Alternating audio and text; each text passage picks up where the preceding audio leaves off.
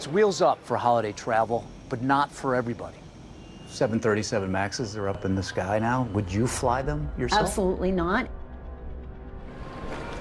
They didn't understand the danger that they were walking into. Pull up. Pull up.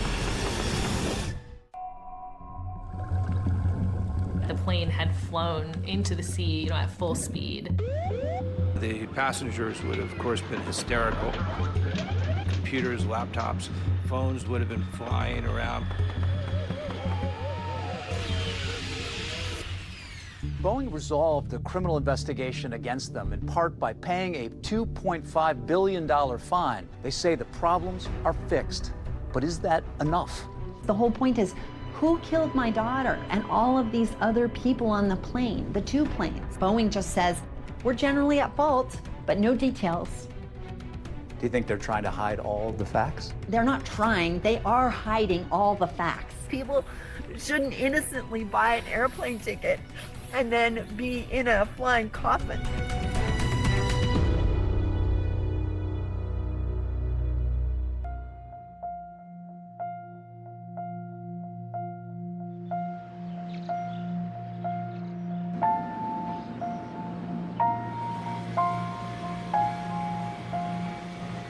On a sunny March morning in Addis Ababa, the capital of Ethiopia, a truly remarkable group of passengers converged on Bola International Airport. 149 passengers from 35 different countries around the world got ready to board Ethiopian Airlines Flight 302, heading off to Nairobi. It was seemingly just packed with people who were on goodwill missions of various kinds. There was a big environmental conference happening in Nairobi, a UN environmental conference. Amongst the 149 passengers were also 9 Ethiopians, and one of them was Tamru Mulu, who is a child protection advocate. He was a kind of person who's really passionate about life, especially children who are suffering from conflict, drought. Also on that Ethiopian Airlines flight were 8 Americans, including 24-year-old Samia Stumo, who was raised on a Massachusetts farm by a family with a very strong tradition of activism. Samia had just started work for ThinkWell, which is a global healthcare organization. This was her first assignment. She was going to East Africa.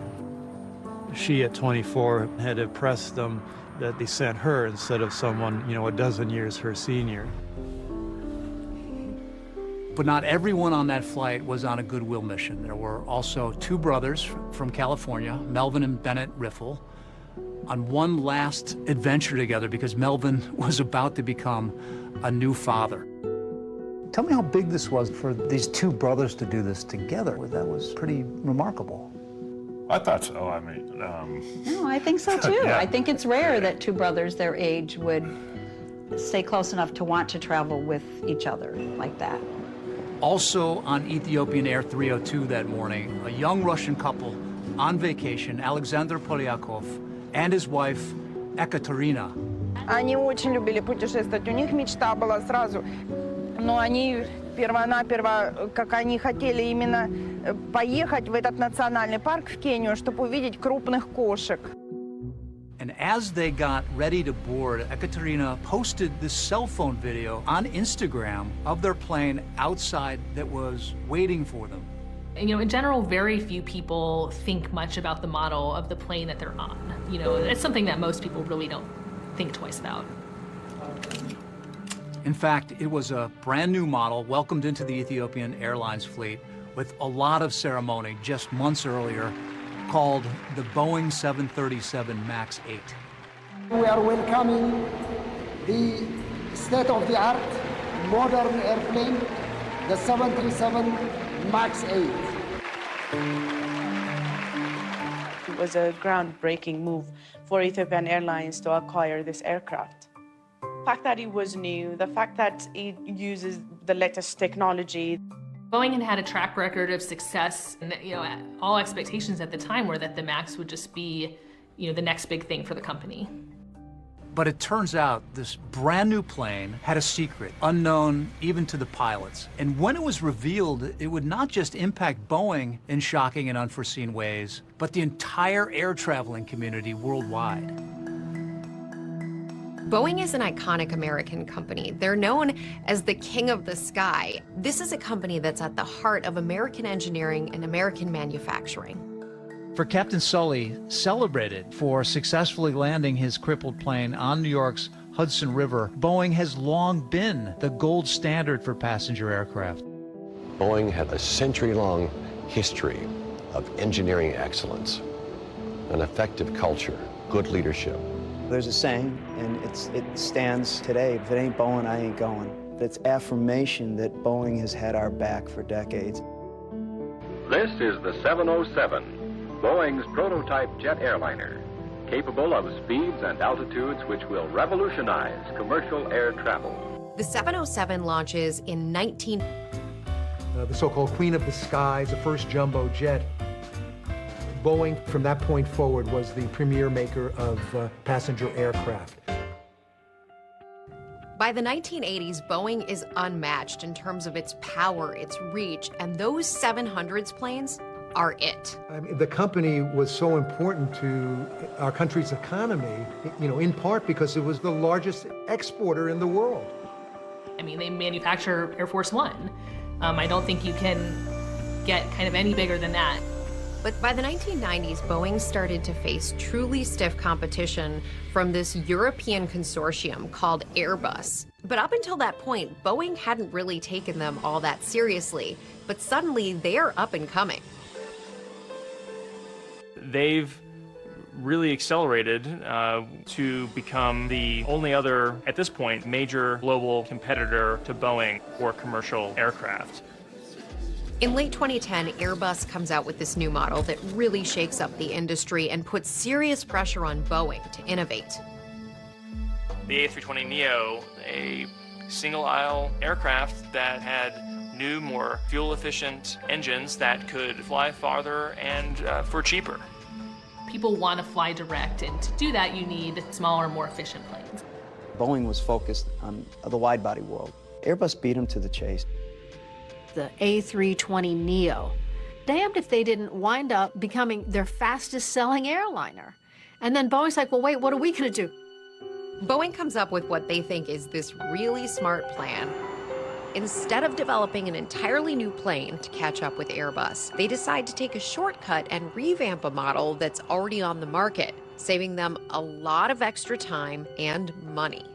That's when they said, okay, we can take another look at the next iteration of 737. There were new engines, larger, more fuel-efficient engines being added to this aircraft. Boeing calls this new model the 737 MAX, and they promise they're going to fly more people, it'll cost less money, use less fuel, and cost a lot less to operate.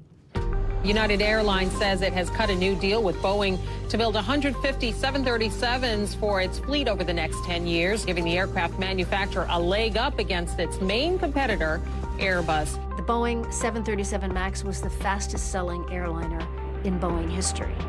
Another ball out of the park for Boeing commercial aircraft. You've got United and American and Southwest all lining up to buy it, along with 70 other buyers around the world. One of the big customers early on was a young budget carrier in Indonesia called Lion Air. It was a huge deal. Tonight's Money Matters, Boeing has finalized its biggest sale ever, a $22 billion order from Lion Air of Indonesia. The 737 MAX 8 had been flying for 17 months without any incident, but then in October of 2018, suddenly, out of the blue, an alarming problem developed with one of Lion Air's brand new MAX planes. They don't realize that there's something in it that could potentially be hazardous and something that pilots and co-pilots are not familiar with. All of us are screaming like we are in a roller coaster. To be honest, I think this is my last flight and this is my last day.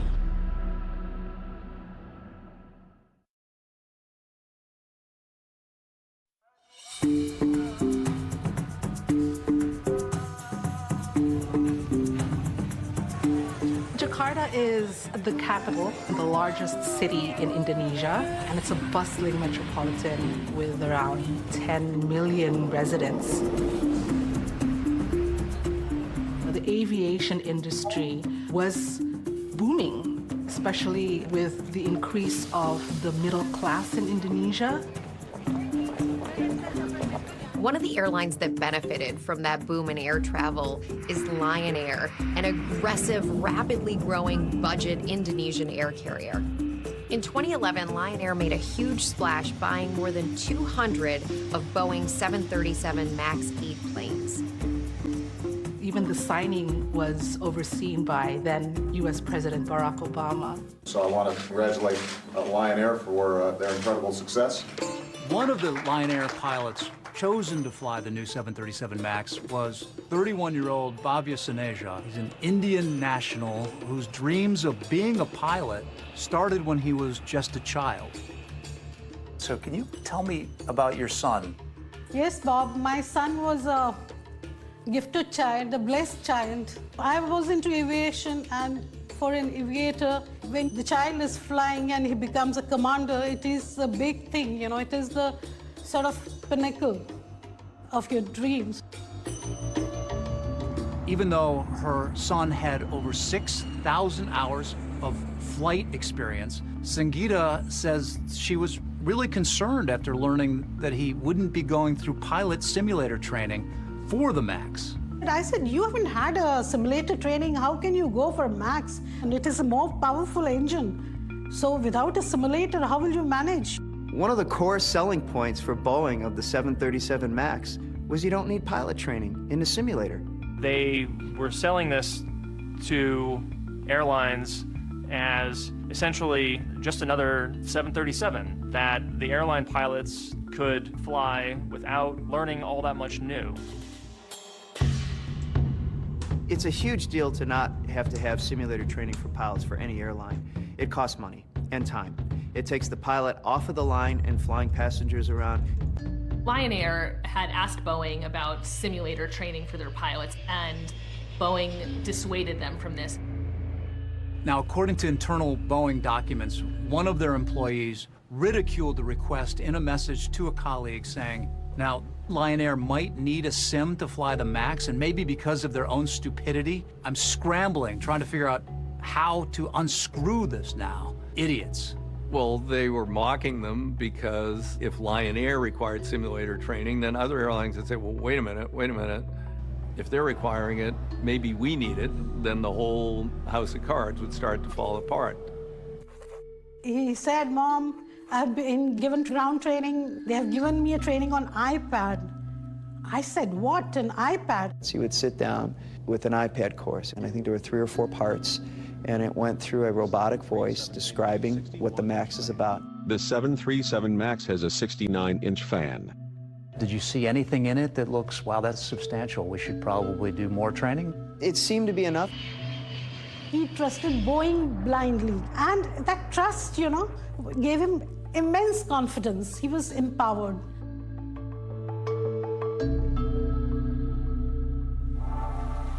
In October of 2018, Lion Air had a handful of the new 737 MAXes in its fleet, and one of the aircraft was going to be departing from Bali with the crew and passengers. Me and my colleague in office, we went to Bali about October 2018. Bali is amazing for holiday, especially in Asia. Lion Air flight JT043 was scheduled to take off from Bali to Jakarta. The flight was quite full of passengers, and most of them are local or domestic tourists like me.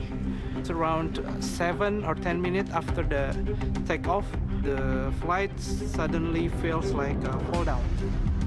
It was a dive, a steep drop, 200 feet, and it wasn't something that was just caused by turbulence. All of us are screaming like we are in a roller coaster. How many times did it go up and down? Up and down 4 times. 4 times? Yes, the flight attendant who was sitting in the back they could feel it up and down in extreme way. When an aircraft is pitching aggressively downward, like this aircraft was, and it may feel as if your stomach is coming up into your throat, basically, but then comes the positive G's. It'll squash you down into your seat. To be honest, I think it almost like this is my last flight and this is my last day. It just so happened there was a third pilot traveling on the plane, and he steps in and helps them get control of the situation. Until it's landed to the airport, I can hear everyone like say, so relief. Some of the passengers are Muslim. I can hear that say, Alhamdulillah, thanks God. I cannot say it in a word. It's really relief. Yeah, I still feel a little bit shaky until now about that. The pilots were able to control it. They knew they had a problem, but they didn't understand exactly what the nature of the problem was. After the flight successfully landed in Jakarta, the pilots logged that they'd had some issues, but they'd left a lot of gaps in understanding what had happened on that flight. That left the next crew in the dark about potential problems with the aircraft. The very next day, Captain Soneja is assigned to an early morning flight out of Jakarta on that same 737 MAX, but he was given an incomplete report about what happened to that plane the previous night. These are two different flights, but the same exact plane. So it's something that spells disaster.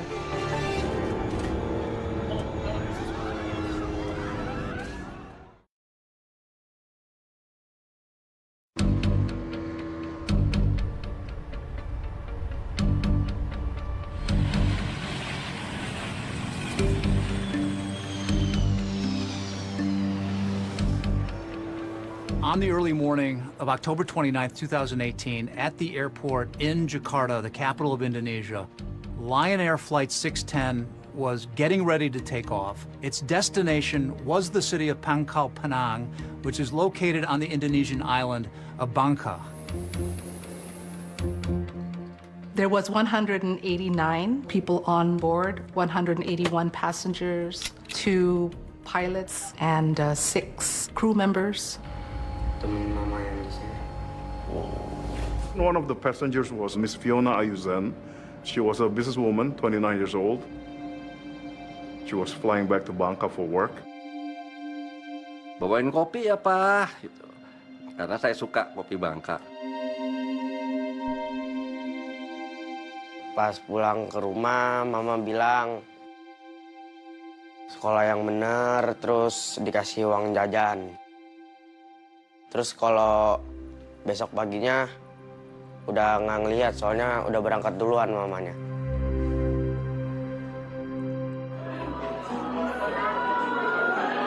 There was also another passenger by the name of Fendi Cristanto.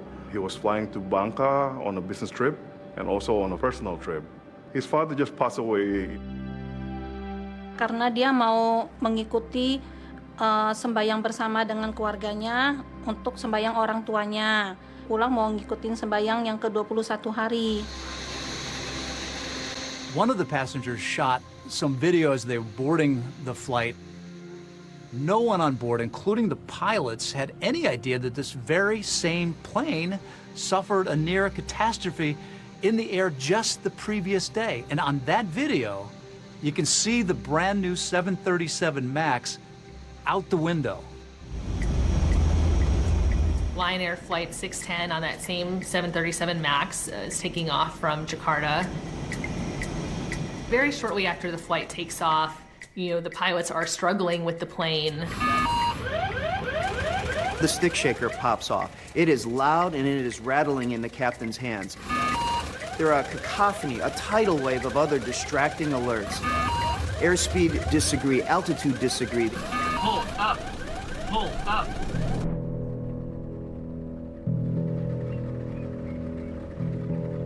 Just 10 minutes later, around 6:30 in the morning, a tugboat captain was out on the Java Sea, just east of Jakarta.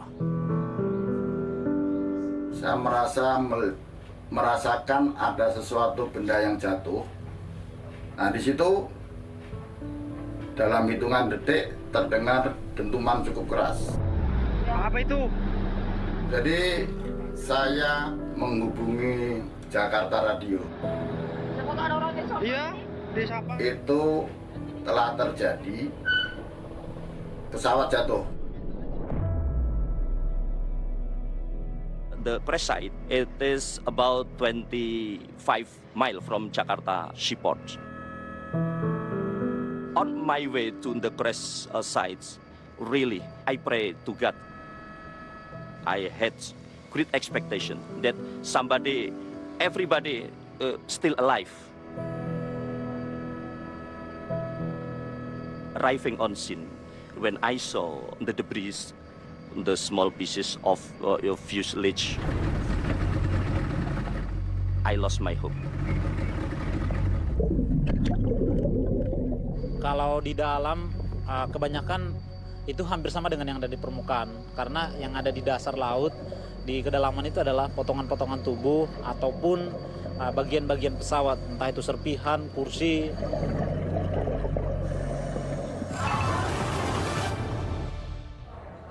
Presiden Direktur Lion Air Edward. When news of the crash broke, I immediately flew in from Beijing, where I was based at the time.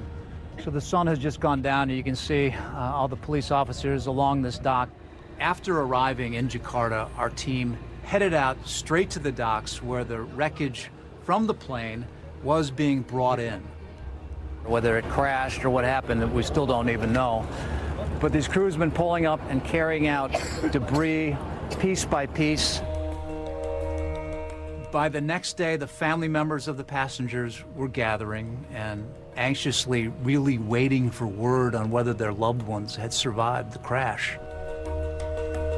Among the family members that I got the chance to talk to was the wife of that passenger who took that video of himself boarding onto the Lion airplane just minutes before it crashed. Your husband actually was taking video of the others getting on the plane when he got on? Yeah. Yes. Can you show that to us? Well, these are a lot of the other passengers that were on the plane? Yeah. Is there still some hope that there are survivors?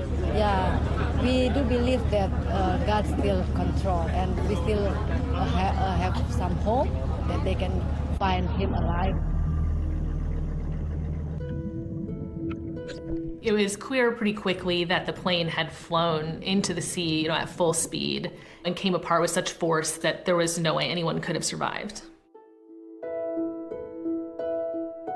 Berdoa buat cepet ketemu gitu. Berdoa biar tetap selamat, tapi nggak selamat gitu. Karena benar-benar saya kerasa kehilangan. Hubungan antara Fiona dengan ibunya ini sangat dekat. Nah, begitu mendengar kecelakaan itu benar-benar down sekali. Benar-benar shock, down. Jadi 1 hari setelah pesawat jatuh, mendengar kabar ibu yang meninggal.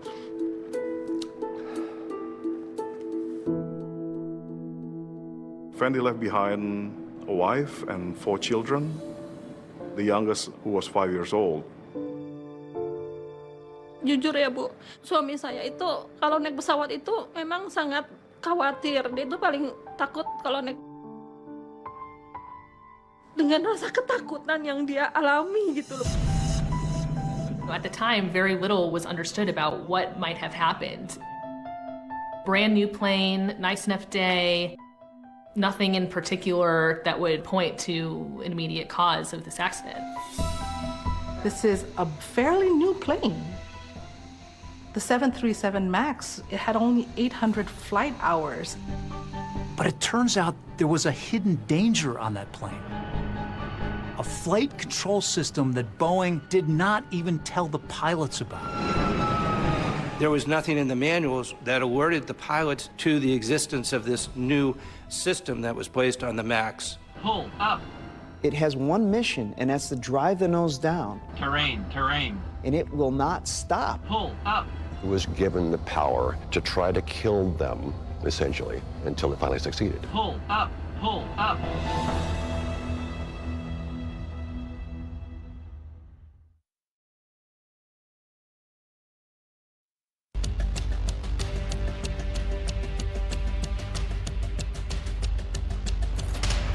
devastating plane crash in Indonesia. Lion Air jet with 189 people on board fell into the sea minutes after takeoff, leaving no survivors. So far, 24 body bags have been delivered. The jet was a new Boeing 737. I gotta say, my first thoughts were, boy, it's a brand new airplane. It must have been bad maintenance, or it must have been pilot error.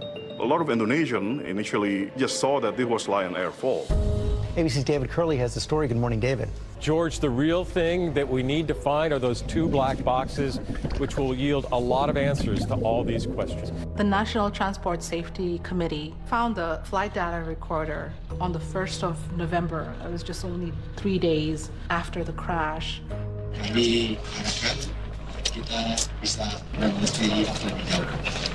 As they look at the contents of the flight data recorder, it becomes clear that something had gone terribly wrong. The pilots are struggling with the plane, almost in a tug of war. When we found the black box, we found that the aircraft was pitching up and then down, down and up and down and up. It's up and down for about 24 times. Had you ever seen anything quite like this? I never knew any case of the aircraft can fly up and down like this. I knew that the pilot was fighting with the aircraft. It would have been a terrifying roller coaster ride. During that time period, the passengers would have, of course, been hysterical. Things would have been flying in the cabin. Computers, laptops, phones would have been flying around. People would have been screaming. It was a clear weather, so they could see the sea. And I think it will be very scary for everyone in the cabin to see outside, to feel the speed.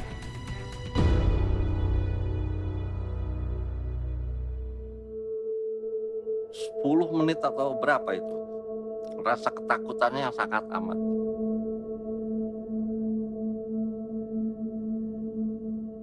Yakin saat itu dia sangat takut sekali, Bu, dengan pesawat yang goyang seperti itu. Saya bisa ngerasain juga. When the cockpit recorder was eventually recovered, it was revealed that pilots were rifling through the pilot manual, trying to apparently figure out what to do. They're turning the pages to find out what the hell it is, why the aircraft is going down. They start shouting about which procedure should do. They knew that they were having serious problems, and they just screaming the name of God. That point of time, that only pain he must have felt was the sense of failure, that he's not able to save others, except that he was a brave child, you know.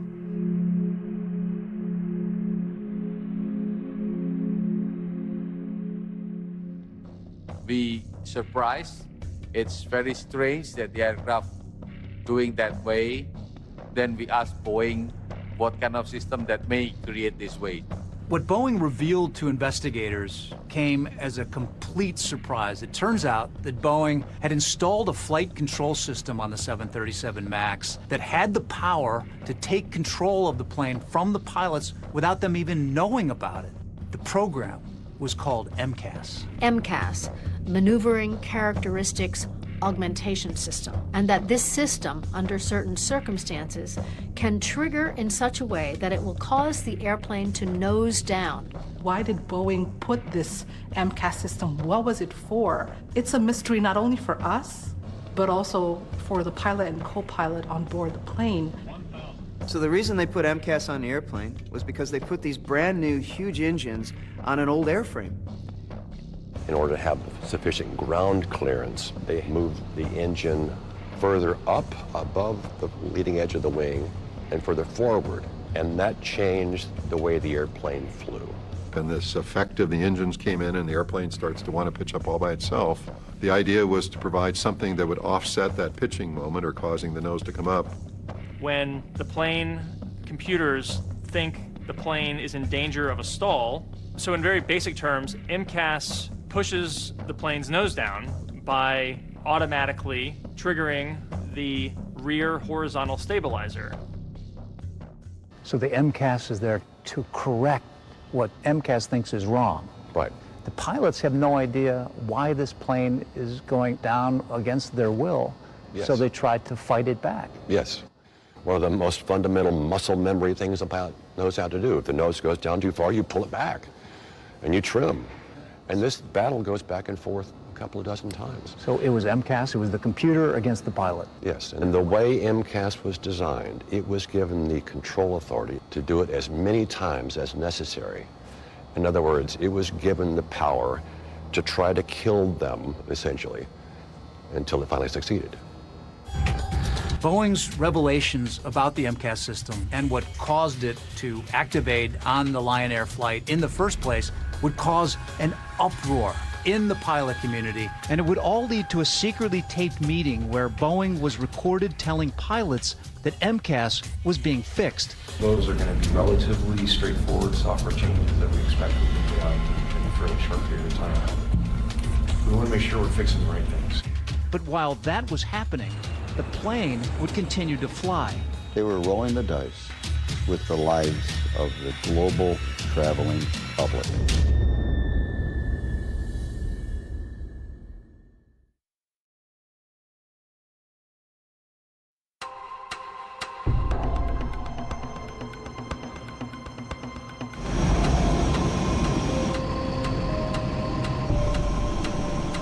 Now that urgent safety warning from Boeing about their brand new 737 jets after that deadly crash in Indonesia. Now concerns about a feature that could malfunction, causing planes to abruptly dive. A week after the Lion Air crash, Boeing issued a safety bulletin to the airlines, finally revealing the existence of a flight control system on the 737 MAX that could unexpectedly force the plane's nose down. It's an admission by the company that there is a potential glitch in its newest aircraft. Just a few days later, Boeing tells operators for the first time that there's a new and previously undisclosed system on the aircraft, and that is MCAS.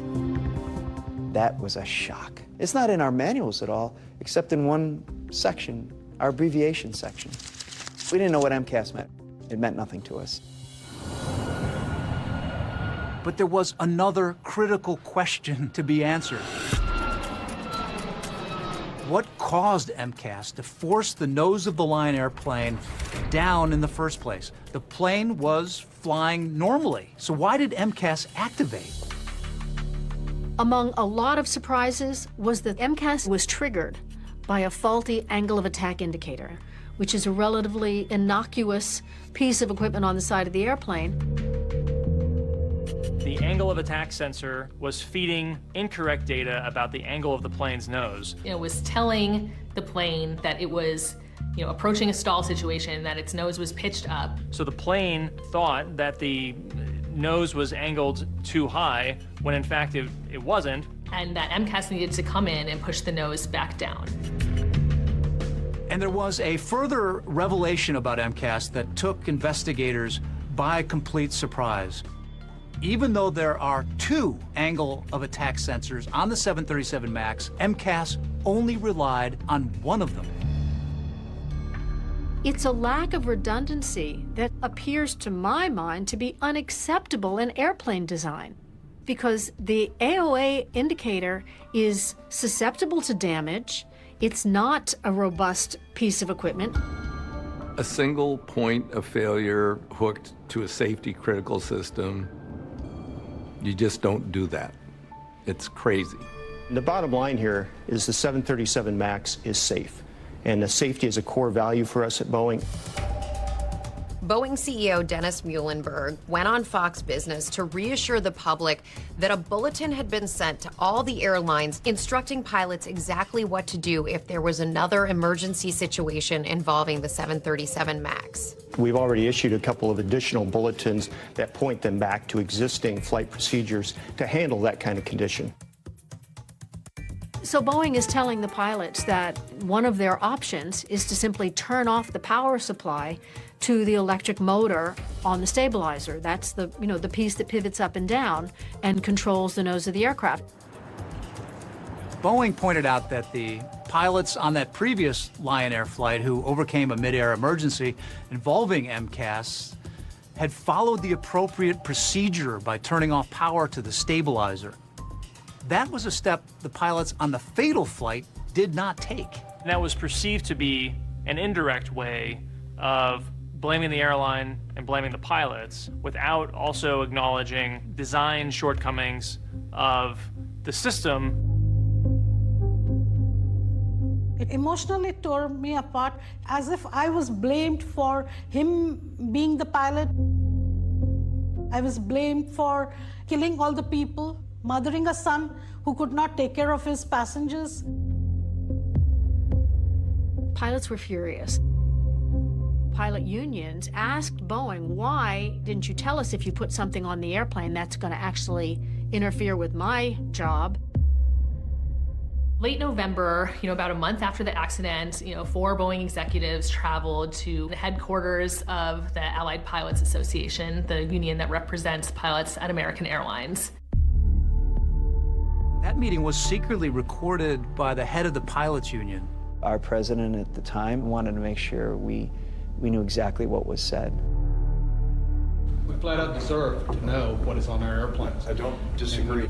I don't know that understanding this system would have changed the outcome of this. We try not to overload the crews with information that's unnecessary so they actually know the information that we believe is important.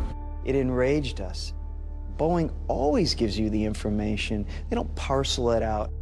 We're working with the FAA right now to try to figure out what software changes we might make to eliminate the failure conditions that we experienced at Boeing. They said, well, we're going to correct the software, all the things that you brought up. Those are going to be relatively straightforward software changes that we expect we can get out in a fairly short period of time.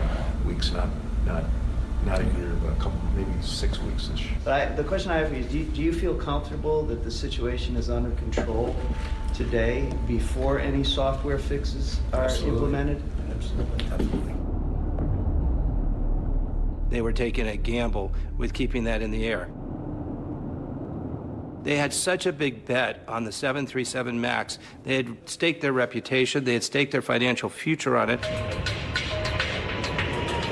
4 months after that Lion Air crash, the 737 MAX is still flying all over the world. Meanwhile, 149 people are saying their goodbyes as they prepare to board that Ethiopian Airlines flight to Kenya. Among them, young Samia Stumo, who had just flown in from D.C. and was transiting to Nairobi for her assignment with her global health care organization. I guess she had landed in Ethiopia, and I said safe travels with a bunch of exclamation points, and she said, thanks, boo. We didn't know that there was an issue with the plane.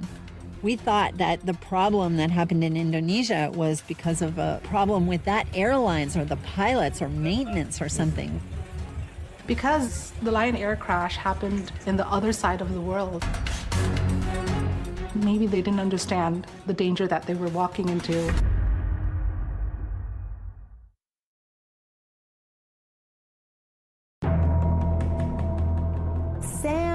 Samia, where are you? Where are you, Samia? Boeing killed my daughter. We're not afraid of anybody. The bottom line here is the 737 MAX is safe. It may be now, many people think, but can that ever make up for the lives that were lost in 2 crashes, even with Boeing now accepting responsibility? Do the people that should be accountable for what happened, are they being punished? No, absolutely not. Pull up. We flat out deserve to know what is on our airplanes. The nose is pointing down, and it's over. Boeing 737 MAX 8 crashing to Earth just 6 minutes after takeoff. But there was not a plane there. There was a hole in the ground. The pilots have no idea why this plane is going down against their will. She was. In January 2019, Samia had landed a dream job in Washington, D.C. with a global public health organization called ThinkWell. Just a few months into her new job at ThinkWell, Samia gets her first assignment to go overseas. They were going to send her over to East Africa in March of 2019, where she was going to help set up some new offices. This is the kind of thing that a relatively seasoned person is usually put into, and someone like Samia, without much experience in this, we were just so blown away by her that we felt that she had the acumen to be able to figure this out. As Samia got ready for her Africa trip, perhaps the last thing on her mind was the tragic crash in Indonesia just a few months earlier of a Boeing 737 MAX plane, killing everyone on board. And now we're going to turn to that chilling report about the Lion Air crash. From the moment the flight took off, pilots fought a tug-of-war with an automated system that repeatedly pushed the jet's nose down. After the crash, concerns had been raised about a new flight control system Boeing had installed on the plane called MCAS. Maneuvering Characteristics Augmentation System. This system, under certain circumstances, can trigger in such a way that it will cause the airplane to nose down, independent of the pilot's judgment. It turns out there was a defective sensor on that Lion airplane that accidentally triggered MCAS to activate and caused the plane to repeatedly go into a dive before it finally crashed. After Lion Air, there was not a lot of urgency. I think it was sort of easy to dismiss it as a one-off. I would say it pretty quickly faded from view for the majority of the traveling public. On March 10th, 2019, Samia left D.C. for Addis Ababa, Ethiopia, where she would be transferring to another plane on her way to her assignment in Kenya. So there's 149 travelers from around the world, and they're about to get on the newest Boeing airliner, the 737 MAX. They have no idea of the danger.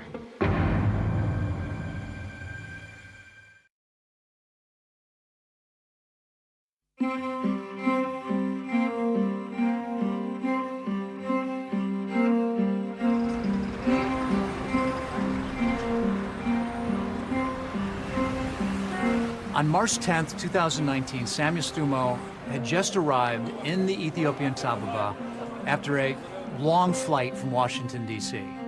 When I woke up, I just looked at the message and it said 2 more hours to Nairobi. There were 149 passengers on that flight from 35 countries, most of them heading to Nairobi for a UN conference. Also, at Gate 12 in Terminal 2, those two brothers from California, Melvin and Bennett Riffle, who were enjoying a globe-trotting jaunt together before the birth of Melvin's daughter. When we said goodbye, he gave me a kiss and gave me a kiss on the stomach for Emma, you know, and he was all excited but nervous. There were also this young Russian couple who posted a video on Instagram showing the 737 MAX, a brand new aircraft. Unlike the pilots involved in that Indonesian crash, the Ethiopian Airlines pilots knew about Boeing's MCAS flight control system, and Boeing had actually sent a directive to airlines instructing pilots what to do if a plane went into a sudden dive on its own. So Boeing is telling the pilots to turn off the power supply to the electric motor on the stabilizer. That's the, you know, the piece that pivots up and down and controls the nose of the aircraft.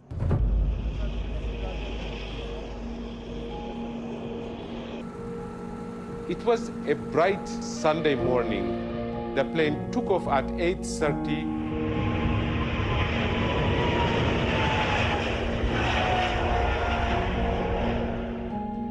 And 3 minutes after takeoff, the aircraft started behaving erratically.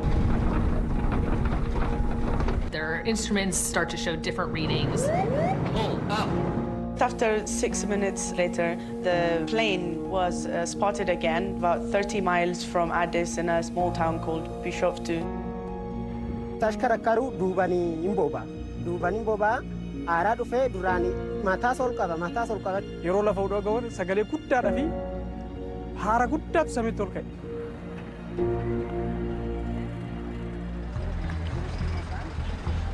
Immediately drive to the Ethiopian Airlines compound. There were family members, people were crying and some of them holding their head, and it was so horrifying to see them. An hour earlier or something, I talked to him and it just didn't feel right. I don't know, I was trying to deny that it happened, or it's true, or somehow he has been spared. We start in Ethiopia, where around 157 people are feared dead after a plane crashed early on Sunday. Within, I think it was 2.5 hours or 3 hours, we were on a plane headed to Addis Ababa. This dirt road takes you to the field where that crash site is. So finally, after almost 3.5 hours, that we arrive at the crash site, and it's splayed out in the fields. Right next to the debris field, you have the smell of jet fuel intermingled with the smell of death. And you can see those workers picking through everything, trying to ensure that they don't miss any key parts of the plane.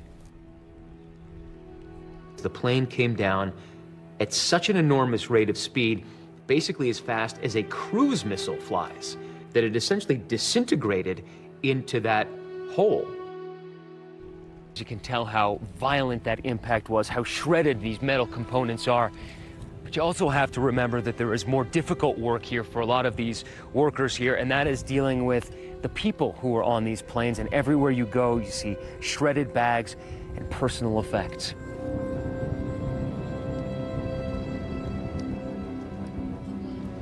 Breaking news, an Ethiopian Airlines flight has crashed. With victims from 35 different countries on board, grief resonates all around the world, including in a small seaside town in Russia. Ну, просто очень обидно, когда такие дети на взлете, так сказать, и на взлете своей карьеры, на взлете всего погибают. In the Northern California town of Redding, a phone rings in the Riffle home. It was the embassy in Ethiopia. I said, I know why you're calling. Is it both boys? And they said it was. It's something you can't believe when you hear it. It's like, it's just like you're in a nightmare or something, and it's just totally unbelievable. It's one thing to lose one of your children, and you lost both. Yeah, lost our family, and we had to help Brittany. I said, please don't tell me my husband's dead. And Susan said, both of them. And I just collapsed. What do I do now? I'm pregnant. What do I do? Our baby. What? What do I do now? And word of the terrible crash also travels to a family farm nestled in the Berkshires in Massachusetts. I turned on the BBC. It said that a plane had crashed. I remember I couldn't breathe. Then I woke up, Michael, and he told me, what are you talking about? That's impossible. That's what he told me. My sister is not going to die in a crash. It doesn't fit into your world. And we thought, oh, well, maybe she survived. We needed to get to Ethiopia right away to help her. We had to be there. And we had to protect her. We got in a car and we headed for JFK. Got on the flight, and along the way, along our journey, we learned that there were no survivors because we kept looking at the news.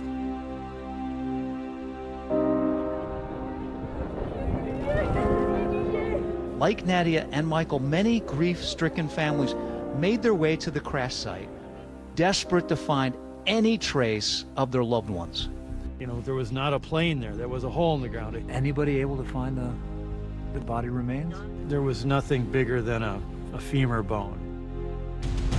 The black box data now in the hands of Ethiopian officials. As the investigation continued in the cause of the crash, there was a question on many people's minds. Would Boeing 737 MAX plane be implicated in a fatal tragedy again?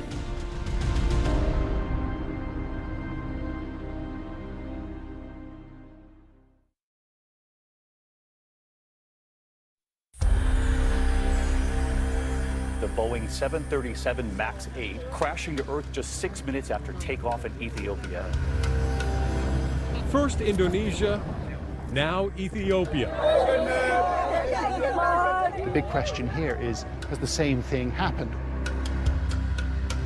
The flight data recorder and the cockpit voice recorder were recovered the next day, and it didn't take long for investigators to conclude that there were similarities. The faulty angle of attack sensor triggered the activation of MCAS right after takeoff, and that is almost exactly what happened on the Lion Air aircraft.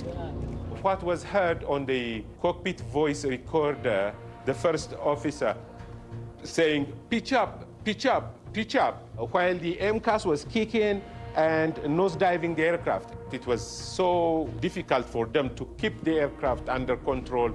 Despite similarities between the two crashes, this time there was a huge difference. Not only the Ethiopian Airlines pilots knew about MCAS, they also followed Boeing's instruction on how to disable it. The crew performed all the procedures repeatedly provided by the manufacturer, but was not able to control the aircraft. This was actually pretty shocking because Boeing had been suggesting that overcoming an erroneous MCAS activation was pretty straightforward. If that was the case, why did this second accident happen? To better understand why those pilots could not recover control of the plane, we asked two experienced American Airlines pilots and members of the Allied Pilots Association to take us through what might have occurred in that Ethiopian Airlines cockpit based on information from the black boxes. So in here, what will we see? In this airplane, while it is not a MAX, the displays are very similar, but what's unique about the MAX in this case is the MCAS. I'll be kind of simulating the MCAS with my electric trim switch to show what the MCAS would be doing. So now we're going to take off from the capital of Ethiopia, Addis Ababa, heading to Kenya. Yep. Shortly after the takeoff, faulty data from the plane's angle of attack sensor triggers a myriad of false alerts in that cockpit. Seconds after you take off. Altitude disagree, airspeed disagree. The stick shaker is shaking continuously, very loud. This will not stop throughout the entire flight. In the middle of all these distractions, MCAS suddenly activates. MCAS is firing. Starts to push the nose down. I'm pulling back, and then I trim up, get a little bit of trim up on it, and the MCAS kicks in again. The MCAS is more powerful and fast than what the pilot can do, so it'll always win more. It was at this point that the Ethiopian Airlines pilots followed Boeing's instructions and cut off electronic power to the stabilizer in the plane's tail. So you realize that MCAS is not working. But the problem now is that the nose is so far down, they're having trouble holding it back, yeah. MCAS had left the plane in such a precarious position that the pilots did not have the physical strength to manually pull it out of that deep dive. Now the stick is getting very, very heavy. So the captain says, pull with me, which is basically saying, help me. I've got a lot of weight on this, but I have no trim to do it. I go, okay, manual trim. Okay, and I'm trying, but it's not working. I can't hold it back. Unable to control the plane manually, in a last-ditch effort, the Ethiopian pilots decided to turn the electronic stabilizer system back on. The MCAS fires, and this fire goes and goes. I'm pulling back, a little bit of trip. And now the nose is pointing down and it's over. Stop the sim. They're headed toward the ground. They turn those switches back on, which is not in a checklist, but welcome to the battlefield. You're staring at the ground and you don't know what else to do. Do you ever think about what goes through the mind and the heart of pilots when the plane is going down? Yes, I don't like to think about that. I think that's everyone's worst nightmare. It's hard. But they fought. They fought. They did what pilots do. The system let them down. The system let them down. Unlike with Lion Air, the Ethiopian Air crash has sudden and swift repercussions for Boeing. Ethiopian Air immediately grounds their entire MAX fleet, and like a domino effect, countries around the world start grounding their fleets. All of us at Boeing are deeply sorry for the loss of life in the Ethiopian Airlines Flight 302 and Lion Air Flight 610 accidents. Boeing was saying that they were working on adding safeguards to MCAS to make a safe airplane even safer. Would the accident have happened without MCAS, though? You call it a link. It's a chain of events, right? There is no singular item, it's a chain of events. But what you came up with in the end was flawed, was it not? We've designed the MAX to have the flying qualities that were desired in the hands of the pilots. The MCAS system is part of that design effort. Corporations always see profit, always see brand protection. They will not easily admit their wrongdoing, even where it is very evident. And that was the case with Boeing at that particular time. 346 people died. Can you answer a few questions here about that? He's sorry that we lost our family members. He doesn't take any accountability for having caused their deaths. If Boeing thought that Nadia and Michael and the other victims' families were going to just quietly go away and not try to hold the company accountable, they could not have been more wrong. It was amazing to behold these two people from this farm in western Massachusetts coming down to take on really one of the biggest corporations in the world. Mr. Stumo, thank you for your presence today. Boeing killed my daughter. We're not afraid of anybody.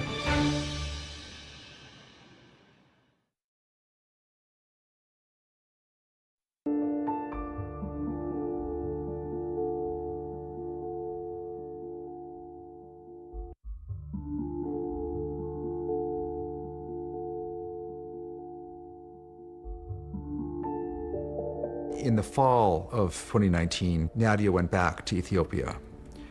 After months of digging and searching, workers had actually been able to find some remains from the crash. And Nadia brought back those remains, and they actually included some artifacts. We got back Samia's business journal, which talks about her plans. We got back her passport. This is a business blouse that she took with her, and it all smells of jet fuel. They fill the room with the smell. I mean, to me, it's the smell of death. I don't want other mothers and other families to go through this. I don't want them to be trying to hear their daughter's voice and, wonder what you would say to them. So that's why it's important to work on the aviation safety. Because people shouldn't innocently buy an airplane ticket and then be in a flying coffin. While Nadia and her husband Michael were consumed by grief, they were able to quickly turn their anguish into action against Boeing. The family of Samia Stumo shares their pain so that others don't feel the same. Michael and Nadia fly to Chicago and file the first lawsuit against Boeing by an American family. I want her death not to be in vain. I don't want anybody else to die. Nadia and Michael, along with more than 100 other families of victims around the world, alleged that Max had a defective design and that Boeing issued inadequate warnings about the plane, something that Boeing denied at the time. This is going to go down as one of the most callous, deliberate efforts to keep a product in the public domain for the wrong reasons. What really shocks me is their greed. I don't know how they can still, sleep at night. But there was a second front in Nadia and Michael's battle against Boeing. They and the other families were determined to take part in the congressional hearings into what went wrong with the 737 MAX and make sure that another crash never happened again. We have 3 generations of farm advocacy in my family, and Nadia, of course, has, Ralph Nader and her family and that advocacy. People should not fly this plane if it's ungrounded. My uncle said to us practical things. To never settle for staff, always go for the top. I feel like it's cruel irony. Samia's family knew how to do it because it's a very complicated system to navigate, and it's a fight. Nadia has really been, I think, a principal support for many of the other families out there, while Michael is pursuing the more, what's the fix and what went wrong. As we go forward, this committee will leave no stone unturned. We kept saying you can't just have the bureaucrats and the engineers and the pilots. It's all about the families. Today, I speak not only with my voice, but the voices of my departed family. Paul 𝐅𝐔𝐋𝐋 testified. And he had lost his entire family. I think about the last 6 minutes a lot. My wife and my mom-in-law knew they were going to die. They had to somehow comfort the children during those final moments, knowing they were all their last. I wish I was there with them. At the congressional hearings, there was some talk that foreign pilots failed to respond appropriately. For me, the accident report reaffirms my belief that pilots trained in the United States would have successfully been able to handle this situation. Chair now recognizes Captain Chelsea B. Sullenberger III. That claim was called out after the dramatic appearance of perhaps the most famous pilot in America, Chesley Sullenberger. I'm one of a relatively small group of people who have experienced such a crisis and lived to share what we learned about it. Sully was the miracle on the Hudson pilot. He successfully landed his plane on New York's Hudson River after a bird strike crippled his engines. Captain Sullenberger became a national hero, immortalized by Tom Hanks in the movie Sully. Like many pilots, I was disappointed that many were blaming the dead crews of the accident flights. I've got to tell you from personal, first-hand experience how real and how intense the startle factor is. I recently experienced all these warnings in a 737 MAX flight simulator during recreations of the accident flights. Even knowing what was going to happen, I could see how crews could have run out of time before they could have solved the problems. Boeing, built into their design of MCAS sort of an assumption that pilots would be able to react to something going wrong within 4 seconds. Well, think about that. Let's start the clock. Now, 2, 3. That's it. It's just really unlikely almost any airline crew would have acted effectively that fast. These accidents should never have happened. And I'm really distressed that they happened. But the investigation into Boeing would go much deeper, raising questions about whether Boeing knew about problems with the MAX before they put it in the air. The information coming out of the investigation is shocking. And it would all lead to a face-to-face confrontation between a grieving mother from a farm and the head of one of the most powerful companies in the world. And I want to, confront a situation, but I want to say it to you directly because I don't think you understand what we're saying.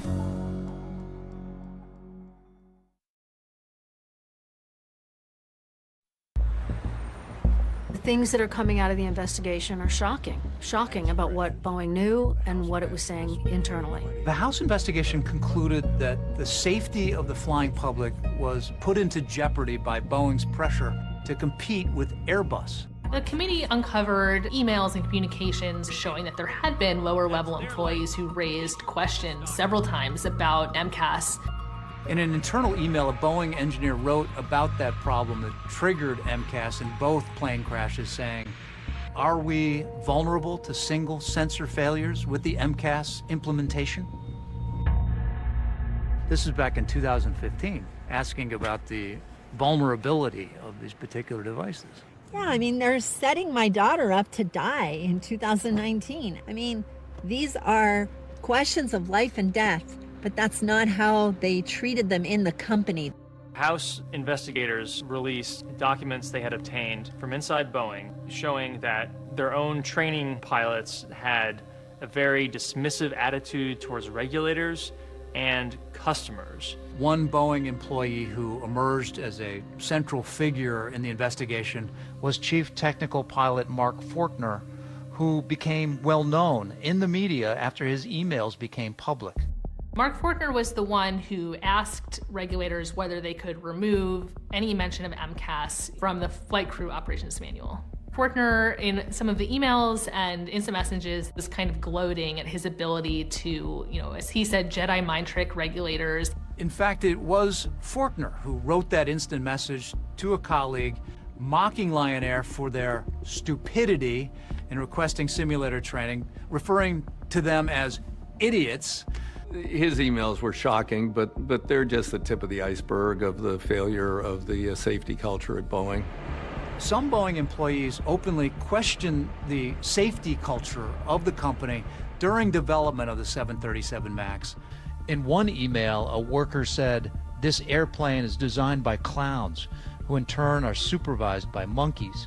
Another Boeing employee wrote, "Frankly, right now all my internal warning bells are going off, and for the first time in my life, I'm sorry to say that I'm hesitant about putting my family on a Boeing airplane." The safety cult eviscerated under production pressure.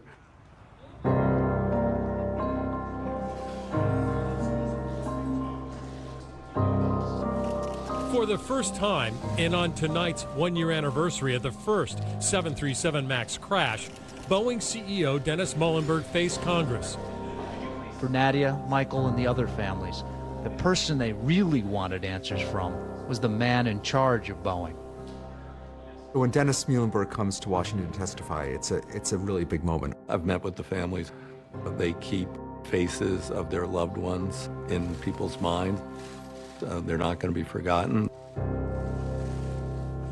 I too would like to acknowledge the families that are here with us today. And again, wanted to tell you I'm sorry. We are deeply, deeply sorry. And we'll never forget. He was just saying words for the camera. They never tried to reach the families personally. Who bears the principal responsibility at Boeing for the cascading events that resulted in the crash of Lion Air Flight 610 and Ethiopian Airlines Flight 302? Mr. Chairman, my company and I are responsible. We're responsible for our airplanes. And we know there are things we need to improve. I'd grown up on a farm in Iowa. My parents taught me the value of hard work and integrity. To do the aw shucks Iowa farm boy thing, I'm an Iowa farm boy. It doesn't cut it with me, and it was grating. Mr. Muilenburg, I have a question, because I probably won't get to ask it another time. Well, you talked about Iowa just like one too many times, and the whole group said, go back to the farm. Go back to Iowa. Do that. You're not the person anymore to solve the situation. But I want to say it to you directly, because I don't think you understand what we're saying. I respect that. I really do. In the end, it's about safety. And Even if you're not capable of doing that. I respect your inputs there. But just tell you, we are very focused on safety. And you have. I wanted to pierce through to the human being. Imagine being in our shoes. Just a couple months after the House hearing, Muilenburg was forced out as CEO of Boeing. But while Muilenburg may be gone, the clouds of suspicion over Boeing remain. And the Justice Department is investigating, and hopefully some people are going to go to jail. We're going to turn now to the 737 MAX jet. It's making its first passenger flight since 2 deadly crashes. The Boeing 737 MAX is flying around the world. Airlines have started flying it again. The question that some air travelers may have is it now safe to fly?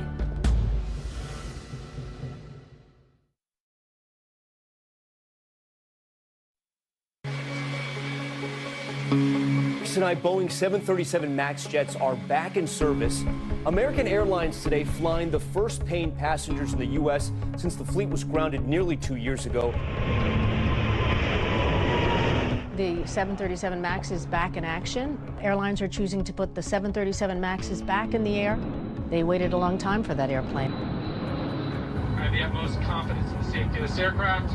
I didn't feel unsafe at all getting on the plane today. Last November, the FAA cleared the 737 MAX to fly again after Boeing agreed to make several changes to the plane. MCAS now needs both angle of attack indicators to be in agreement in order to trigger, and it can only be fired once. MCAS will no longer be able to put the plane in the dramatic nosedive position that it did in the fatal accidents, and pilots are required to have simulator training. I do think the 737 is a safe airplane. I'm happy to fly on the 737. I have no issue about that. And I think it's going to be a great airplane. I really do. Now that these MAX planes are up in the air again, what do you think about what's happened? The MAX plane is still dangerous. I know definitely that the planes are still unsafe and I can't get on this plane. But while Boeing may have successfully relaunched the 737 MAX, there is still the question about whether the company will be held accountable for those two fatal crashes of the plane. The Justice Department has launched a criminal investigation into the plane's development. The criminal investigation began before the second accident. It began in 2018. Prosecutors were trying to find whether or not Boeing had lied to the FAA. They spoke to, obviously, a number of Boeing employees. But to the shock and dismay of the victims' families, this January, the Department of Justice suddenly announced that it was allowing Boeing to resolve the criminal case. In exchange, the company acknowledged that it engaged in a conspiracy to defraud the United States. Boeing will pay $2.5 billion in a settlement over its 737 MAX planes.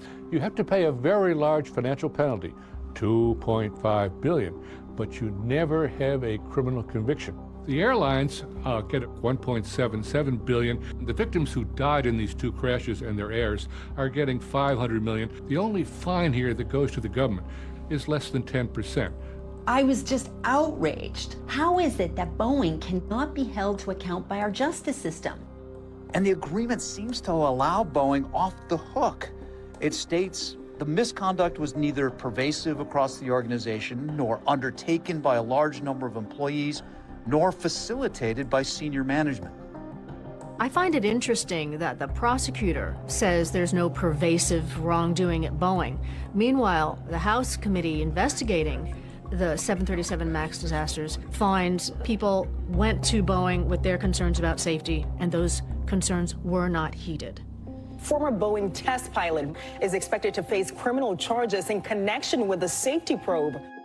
The only criminal charge resulting from the DOJ investigation is against Mark Faulkner. He's the chief technical pilot for Boeing who wrote those emails about tricking the FAA. So Faulkner is the one on the frying pan right now, and the only one on the frying pan. Faulkner was charged with deceiving safety regulators and faces decades in prison if convicted. He has pled not guilty. This tragedy deserved a search for the truth, not a search for a scapegoat. The truth will show that Mark did not cause this tragedy, Mark did not lie, and Mark should not be charged. He did something terribly wrong, supported by the company he was working for. I hope that Mark Faulkner's attorney will prevail in showing how many people were involved in this. People read about air accidents and they think about the victims and they think, oh, geez, that's so sad. That's so sad, and it is. But I think what goes unappreciated is the fury of someone who must see that they've lost a loved one or many loved ones, and the culpability lies right there, and they will never get that justice. I think it's worse than grief. But for the parents of Samia Stumo, there's much more to their daughter's legacy than just anger at Boeing.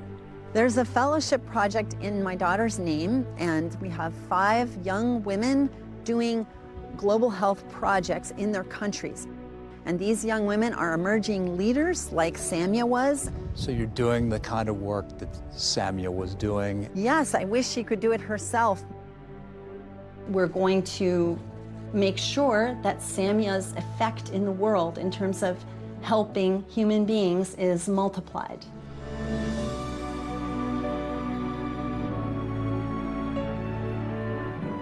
I know she would want her family to fight that other people not die.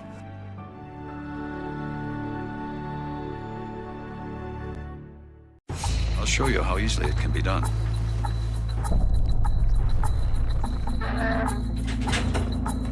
Our grandfather was a detective on one of the biggest unsolved murders in our generation.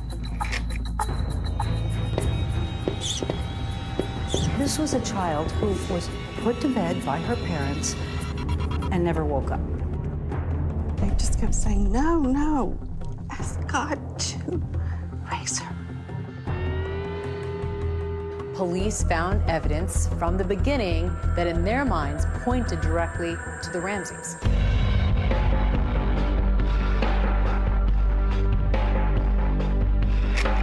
They knew at the time that there was DNA and that it was not the Ramsey's DNA.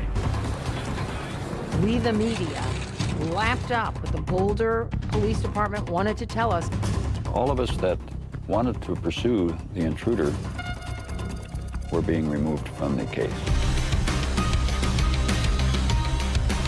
And he just said, I have a name, I want you to write it down. And I did, and he said, that's where you start. All but one person on that list is innocent. Then you got your killer.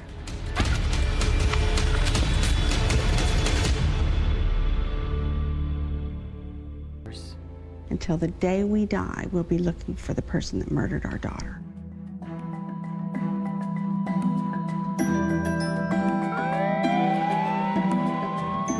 In 1996, a little girl named JonBenet Ramsey was 6 years old. She was brutally assaulted and murdered on Christmas night in the basement of her home in Boulder, Colorado. Hey guys, welcome to our first ever podcast episode. Thanks for tuning in. My name is Jessa. And I'm Lexi. And we're sisters. I think there's a new generation who's into the JonBenet Ramsey case, who were her age and were told to stay inside by their parents when she was murdered. I think, yeah, growing up it scared me a little bit because we were the same age and, you know, same state and blonde hair, blue eye, you know, it was a little bit scary. I remember thinking that I could not believe that this happened like so close to our home. You think that your home is safe, that this place is safe, and you just don't think that it could have happened here, and it did. The murder took place sometime between 10 p.m. on December 25th and 5:30 a.m. on December 26th, 1996. They know a lot about the case.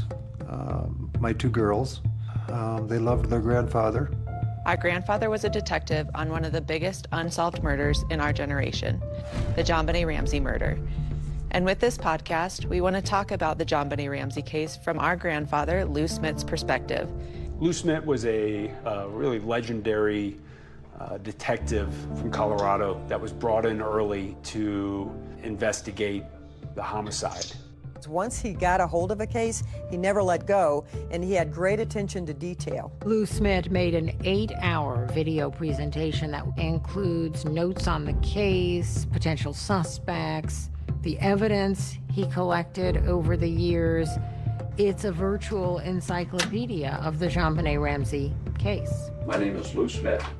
I'm a retired homicide detective from the Colorado Springs Police Department, and I have worked the Ramsey case now for approximately 10 years.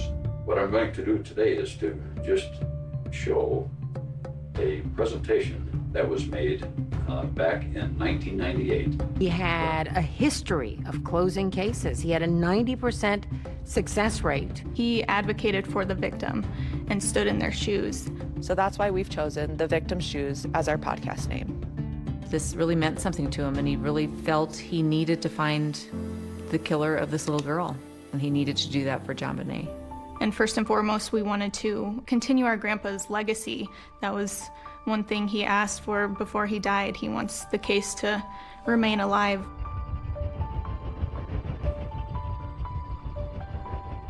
There's a saying here in Colorado that Boulder is 30 square miles of fantasy surrounded by reality.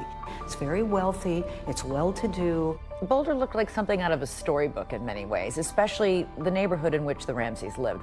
John and Patsy Ramsey lived in a 6,700 square feet Tudor there on 15th Street. What I'd like to do first is to just talk a little bit about the Ramsey family. John Ramsey had interest in sailing and flying. Patsy Ramsey was the mother.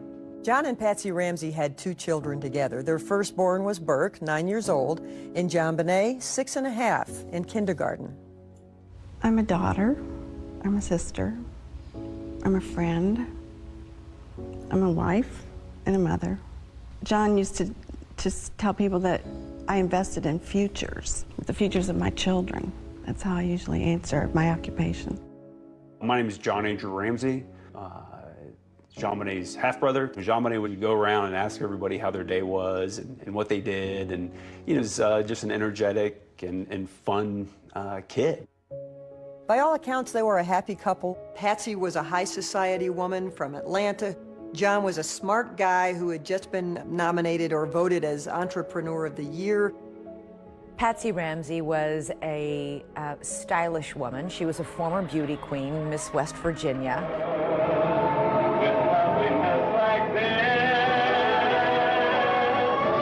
Oh, that is interesting because the case had gained so much attention because JonBené was in pageants. By the time JonBené was 4 years old, she was in the pageant system with big hair and lots of makeup.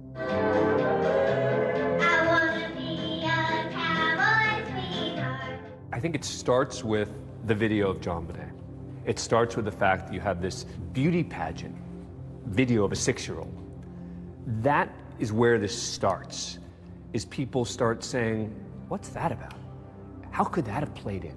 I think it also touches on parents who have young kids, like, could this happen to me? I really believe that if we hadn't seen the beauty pageant photos of JonBené Ramsey, it might have just gone into the ether as another child murder. Hundreds of children are murdered in America every year. But this one captivated us because we saw the beauty pageant pictures. Hello, I'm Patsy Ramsey. This is JonBené. She's 4, Burke is 7. Well, Christmas seemed to be kind of a crescendo for our family. It just became this moment that we all look forward to, and it's a day of peace and quiet. Christmas was Patsy's favorite time, and she really went all out. She had a Christmas tree for every room, and every tree had a theme. The windows were done with garland, the staircases had garland, there were red ribbons everywhere. Everything was about entertaining, and she loved people. She loved to make people feel good. And from all of us at our house to everyone at your house, Merry Christmas and the happiest of New Year's. There was plenty to celebrate in the Ramsey home. Patsy Ramsey had recently been declared clear of this ovarian cancer that she had battled.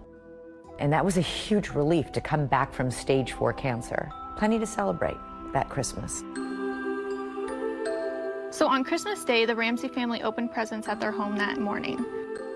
Patsy made pancakes, JonBené rode her bike around on the patio, and both JonBené and Burke had friends over to play that morning.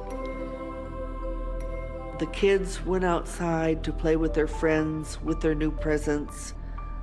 They were going to a friend's house for dinner that night. We were going to leave early the next morning for a trip to our summer cottage in Michigan. It was going to be the first time we'd gotten all of our family together in Michigan for kind of a post-Christmas celebration. So we came home, went to bed. JonBené was asleep when we arrived home. We took her to bed, got Burke to bed, set the alarm, and went to sleep. The next morning, Patsy was up first. You get up, you're dressed, what happens? I went down our steps from our bedroom to the 2nd floor. Then I started walking down the spiral staircase. And as I came to the bottom of the stairs, there were 3 pages neatly laid across one of the runs of the stairway. She picked up the note and she started to read it. I just remember when I read, "We have your daughter," it just, this overwhelming fear. And then? And then I just screamed for John, screamed. I'm gonna kidnap me. Hurry, please. Explain to me what's going on. What's your name? Are you Patsy Ramsey? I'm the mother. Oh my God.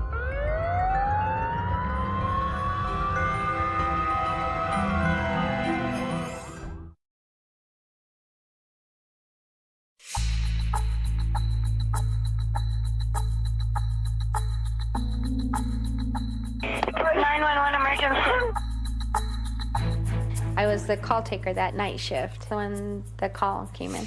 Police. What's going on? 515th Street. What's going on there, ma'am? We have a kidnapping. Hurry, please. Explain to me what's going on, okay? There's a note left and our daughter's gone. There's a ransom note here. It's a ransom note? Oh my God! Please. She's hysterical. And she says there's a kidnapping. Please. I'm sending an officer over, okay? Please. Do you know how long she's been gone? No, I don't. Please, we just got out. Is she right here? Oh my God, please.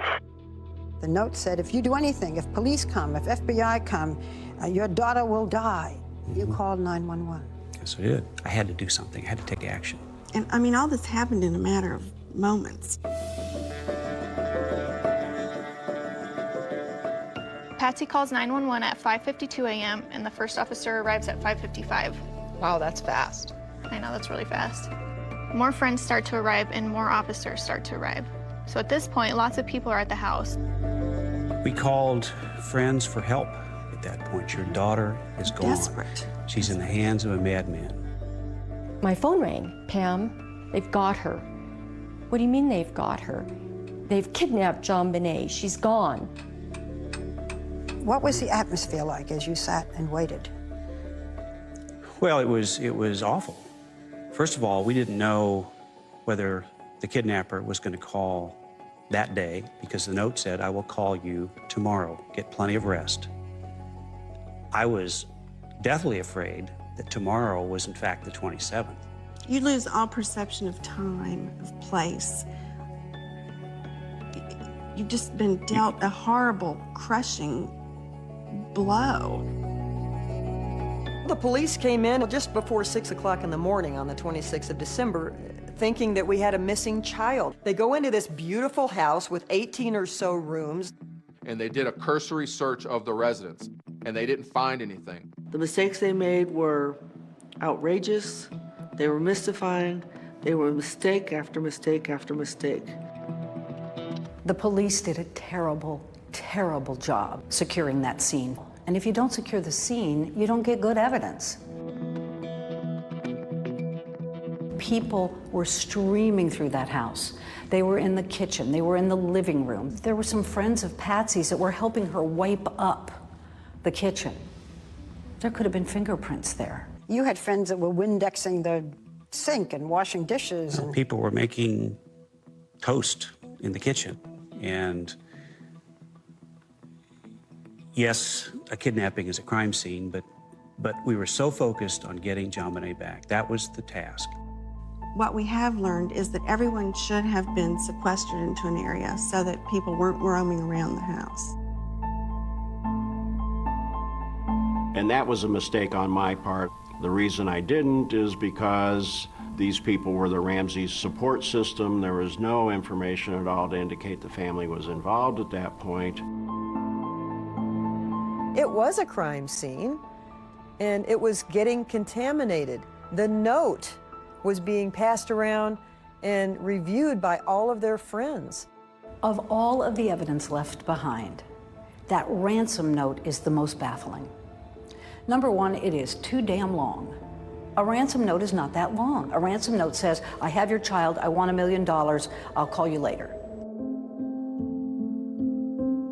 This is the infamous ransom note. It begins, Mr. Ramsey, listen carefully. It was 3 pages long, and some people believe that a kidnapper that was truly kidnapping somebody would have written a very direct and to-the-point ransom note. 3 pages? What was that about? That ransom note was the War and Peace of ransom notes. Who would write a 3-page rambling ransom note other than someone trying to cover their tracks who was in the house? It's the weirdest ransom note I've ever read. You will withdraw $118,000 from your account. $100,000 will be in $100 bills and the remaining $18,000 in $20 bills. You think about this number and how is it relevant? And it's relevant because John Ramsey got a bonus from his company for $118,000. How many people knew that? I'm going to guess not a lot of people. Our grandpa compared the note to some examples that he found in movies. John? The movie Ransom was playing in Boulder. I have your son. Oh, Jesus. I want $2 million. Oh, God. In that particular movie, a fat cat industrialist, his son was kidnapped. There's a lot of the same verbiage in this note as was in even the note that was written in that particular movie. If we catch you talking to a stray dog, she dies. If you talk to anyone, I don't care if it's a Pekingese pissing against a lamppost, the girl dies. You and your family are under constant scrutiny as well as the authorities. Don't try to grow a brain, John. Do not attempt to grow a brain. Our guy's a real watcher of that particular type of movies. Dan, what does this tell you in terms of evidence? First of all, that someone felt comfortable spending the time writing this long note in the house. And whoever wrote the note is about to go from a kidnapping suspect to a murder suspect.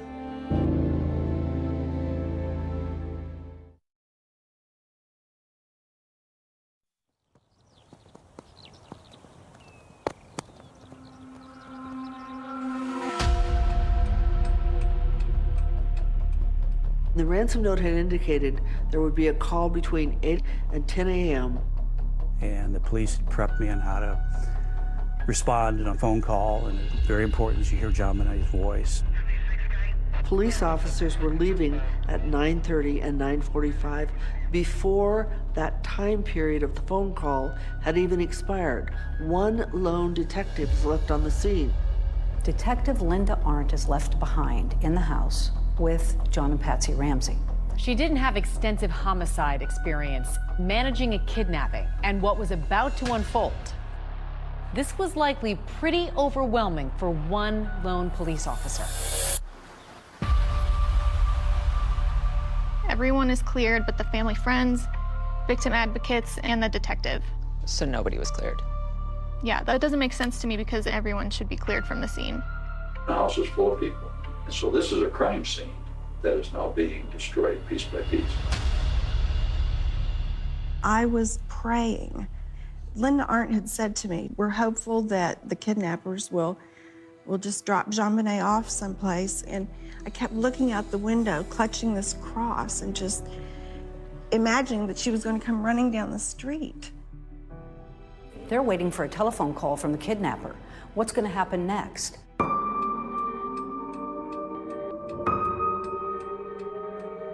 10 o'clock comes and goes, and there's no acknowledgement that the deadline imposed by the author of the ransom note is come and gone.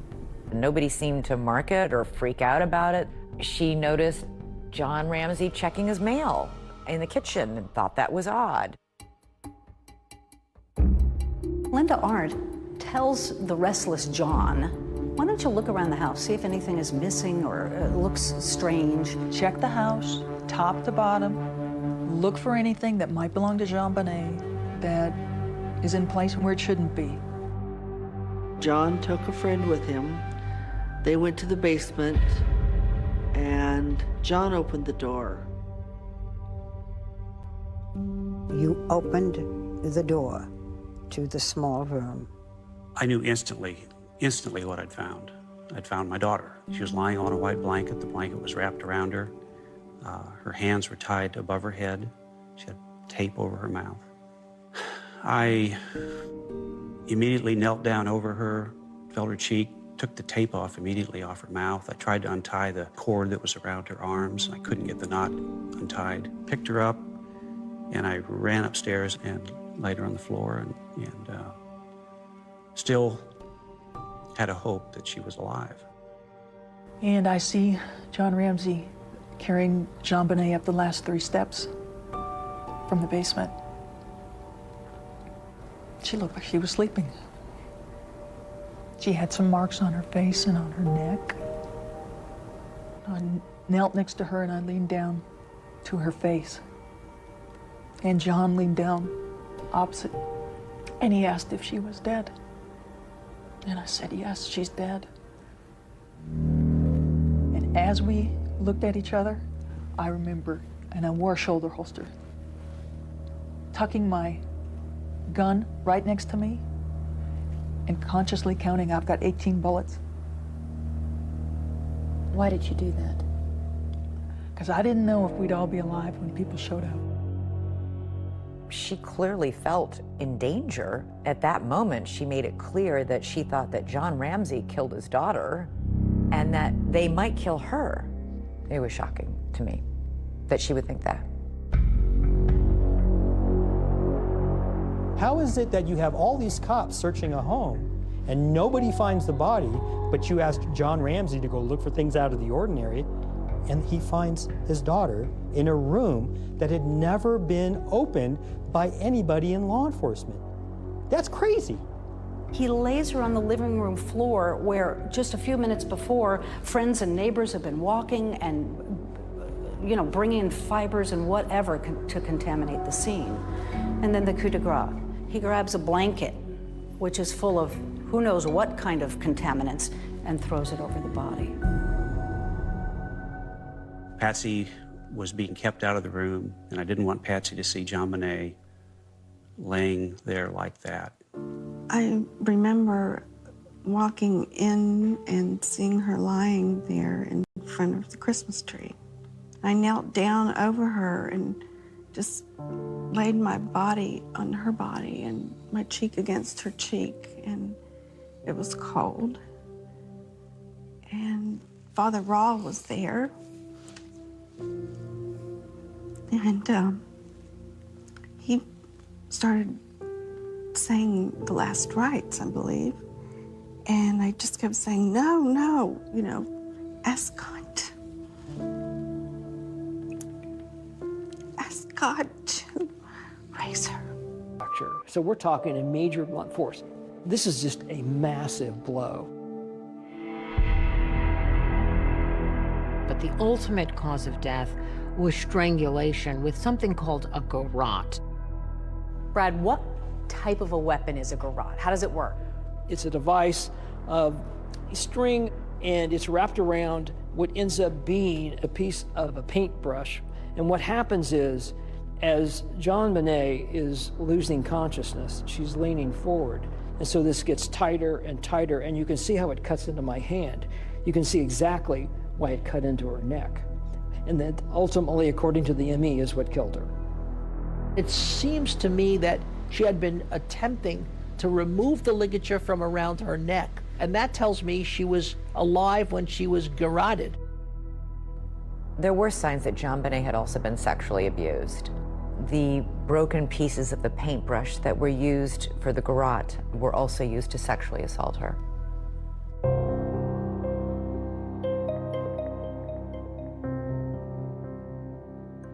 What does it tell you about the murderer?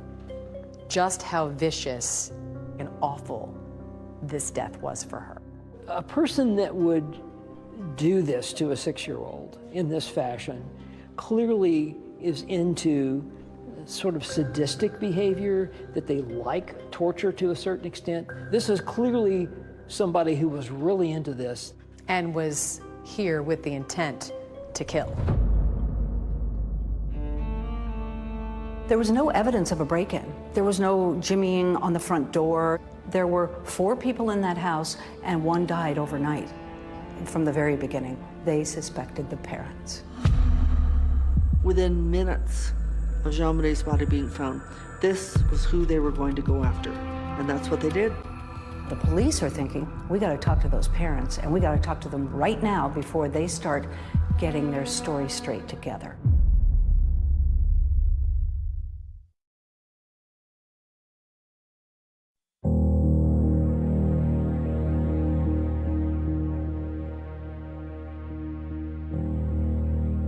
They brought JonBenet's body out past the candy canes that were decorating the front of the house, and there were only like 2 reporters outside to capture that. And then the storm happened. JonBenet Ramsey, the little girl in Colorado, was murdered. Beauty queen JonBenet. JonBenet's murder has frightened residents of Boulder. News outlets from around the world had descended upon Boulder and were just hiding in trees and bushes and digging through our trash, following me around town. I mean, it was war.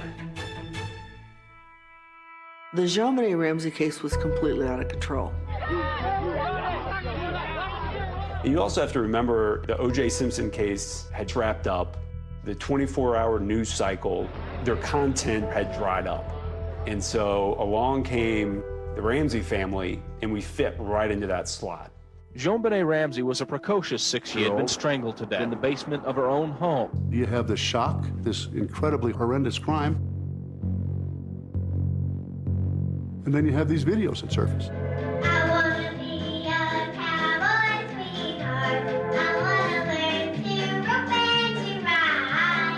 Of this beautiful young girl. JonBenét Ramsey!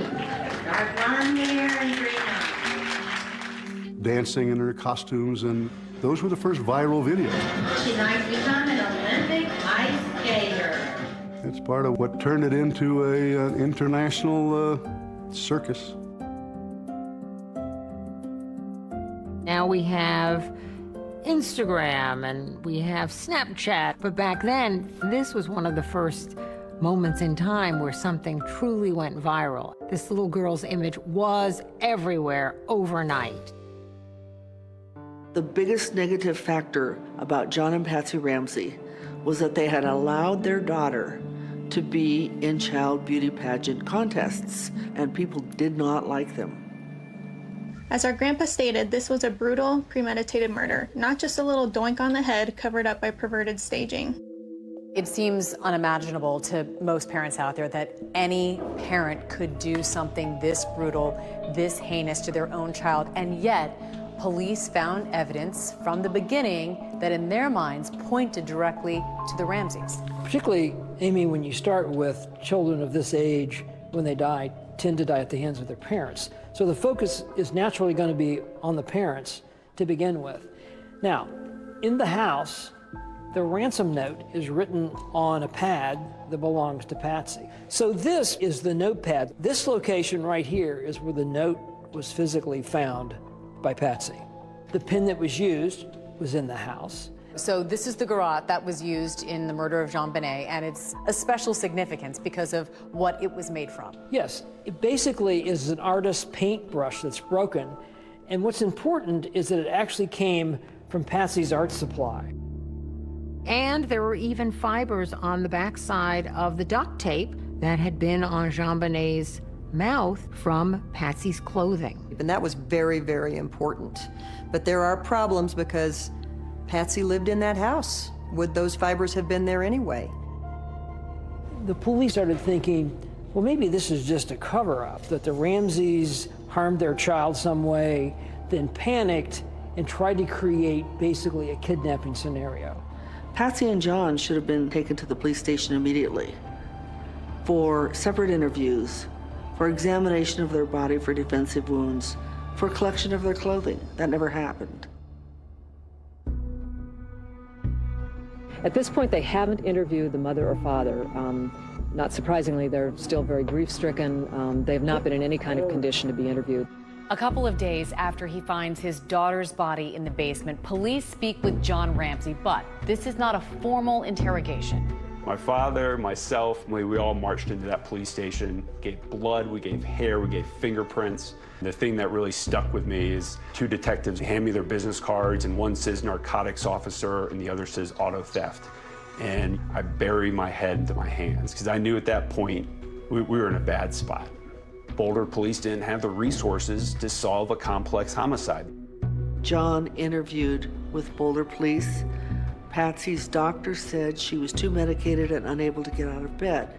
The police were faced with lawyers and wealthy friends, people in the community who told the police, please give them room, they're grieving, what's the matter with you? Though the police had spoken to the Ramseys, what they really wanted to do was formally interrogate them. The police are thinking, we got to talk to those parents, and we got to talk to them right now before they start getting their story straight together. Your lawyers advised you then not to submit to police questions. Why not, people say? Wouldn't you have wanted to tell them everything? Well, I don't recall that our lawyers told us that at the time. We said, you know, yeah, we want to keep working with you, but can't you come here?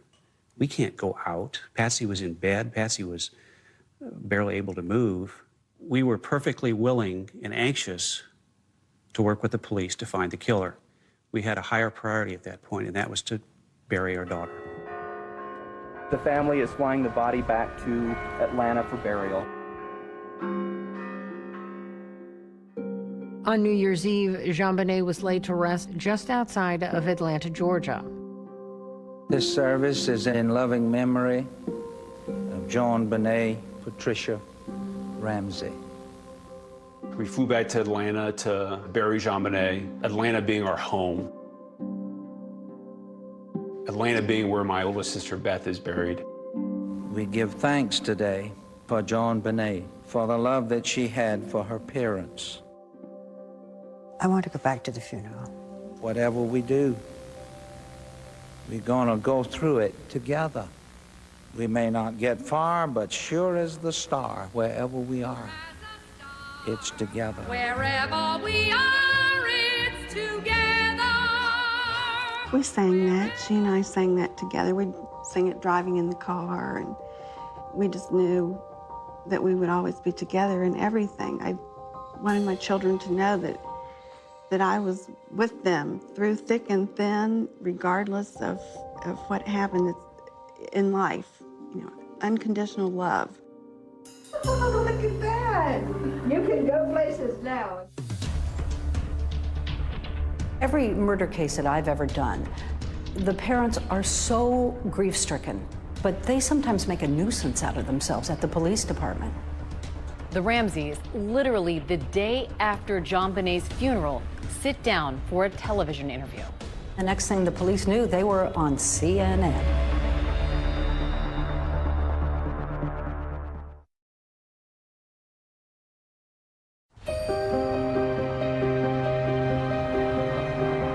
The Boulder police don't interrogate the Ramseys, but they remain the main suspects. Many people found the Ramseys' behavior peculiar, suspicious, weird, off balance, and from that thought, they must be guilty. When you realized that you two were the prime suspects, what did you think? What did you feel? What did you say? Well, we were outraged. We were shocked. How could they think that? We were a normal family. I just didn't believe it. You just can't believe it. I mean, you were suffering from having lost our child. And then for someone to accuse you, it's just, you can't believe that that would happen. A lot of people said, you know, if that were me, I'd be on the steps of the police department finding the murderer of my daughter. Then they go on CNN and say they didn't do it. If anyone knows anything, please help us. We've sensed from our friends that this tragedy has touched not just ourselves and our friends, but many people. As a mother, my heart went out to this couple. And if I were a resident of Boulder, I would tell my friends to keep your babies close to you. There's someone out there. But my journalistic brain said to me, this isn't right. They should be talking to the police, not the public. Police end their 10-day search of the Ramsey house and remove the crime scene tape. It is unknown if the family intends to resume residency at the home. We have no comment on the whereabouts of the family at this time. Starting from the beginning of this case, we, the media, lapped up what the Boulder Police Department wanted to tell us about what they were doing in the JonBenet Ramsey case. For the most part, the police were very tight-lipped in this thing. They didn't tell us a lot of secrets. They didn't leak a lot of information. Other than broadly, we think the mom did it. People who believe Patsy killed their daughter believe it was over a bedwetting and then staged to look like an intruder. The bedwetting theory was a big theory at the time. The bedwetting theory suggests that Patsy was angry with JonBenet and killed her because the bed was wet. I'm a cancer survivor of stage 4 cancer. When you are standing on the brink of death with a terminal illness, your priorities suddenly line up. Bedwetting is totally insignificant. I love my children. I wouldn't harm them for anything in the world. But Americans were fascinated with the possibility that the Ramseys might have done this. What happened in that house? Did she go berserk and hurt JonBenet, by accident, not on purpose certainly? Did Burke hurt her by mistake and cause her death? It was leaked by Boulder police that it was possible that Burke Ramsey's voice was on the 911 call that Patsy had made. Patsy? Patsy? The 911 operator believed that she heard an unexplained voice at the end of the 911 call. Patsy Ramsey has put the phone down, but she hasn't hung it up. And the 911 recording continues. I heard her say, okay, I've called the police, now what? And I thought, huh. And then I heard two people talking to her, and I heard a male voice respond, and then I heard a more faint voice respond. Some speculated at the time that faint voice might have been Burke, but the family denied it, saying he was asleep at the time. We asked an expert to weigh in on the call. My name is Ed Primo. I'm an audio-video forensic expert. And I was asked about what people have heard throughout the years from this 911 call. Here we go. What's your name? Are you happy? Oh my God! So when Patsy is speaking to the operator, we could clearly see bright yellow and orange colors. And as I zoom in to the recording here, I can see the formants. This is a visual representation of sound. The brighter the color, the louder the volume. Patsy? Patsy? The sound changes right here, the section in question where people are hearing voices. We can see some sounds, but we don't see the formants like we saw over here. So I can't rely on those being words. There's just not enough signal-to-noise ratio in order to be able to perceive what those sounds are. They could be noise, and they could be voices. I just can't, as a scientist, arrive at a reasonable conclusion. The Secret Service and the FBI also concluded that no additional conversation is audible. I think we've given way too much weight on whether or not Burke Ramsey was present when Mom makes the 911 call. If Burke's voice was there, or John Ramsey's voice is there, does that mean they're the killer? And it's important to remember that the Boulder police never considered Burke a suspect. They suspected the parents, even though the Ramseys had no history of abuse or neglect of their children. All the evidence shows me that up until this point, they were devoted parents. Would you get up in the middle of the night and slaughter your child? We're parents. We love our children. There's so many puzzle pieces here that just don't fit. Do you really think your daughter's murderer will be found? Yes, I do. Because the killer has never been pursued. An objective, wide investigation hasn't taken place. The parents have been focused on. That's all that's been done. It might be an unknown entity then, not one of the suspects we've all been currently talking about and dissecting. I don't think it's any of the suspects we're talking about. What we know is that just within a few mile radius of the Ramseys' home, there was approximately 38 to 40 sex offenders in that area. And the question is, have they all been completely vetted? Was it an accident? Was it intentional, premeditated? I want to say something to the person or persons that took this baby from us. The list of suspects narrows. Soon, there will be no one on the list but you.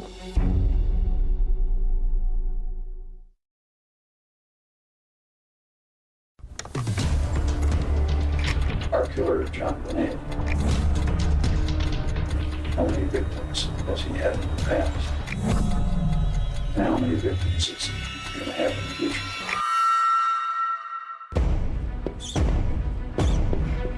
The grand jury couldn't point the finger at one or the other, but they were convinced that it was one of the two of them and that the other one helped. Go back to the damn drawing board.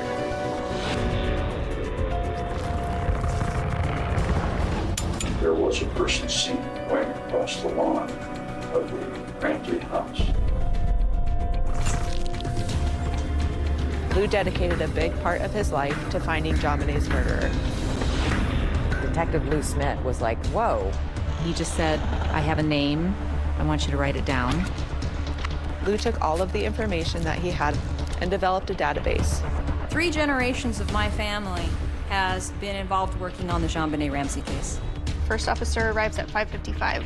Wow, that's fast. I know, that's really fast. Lou Smith's family believes that all but one person on that list is innocent. We're in better position today than we've ever been to solve the JonBenét Ramsey case.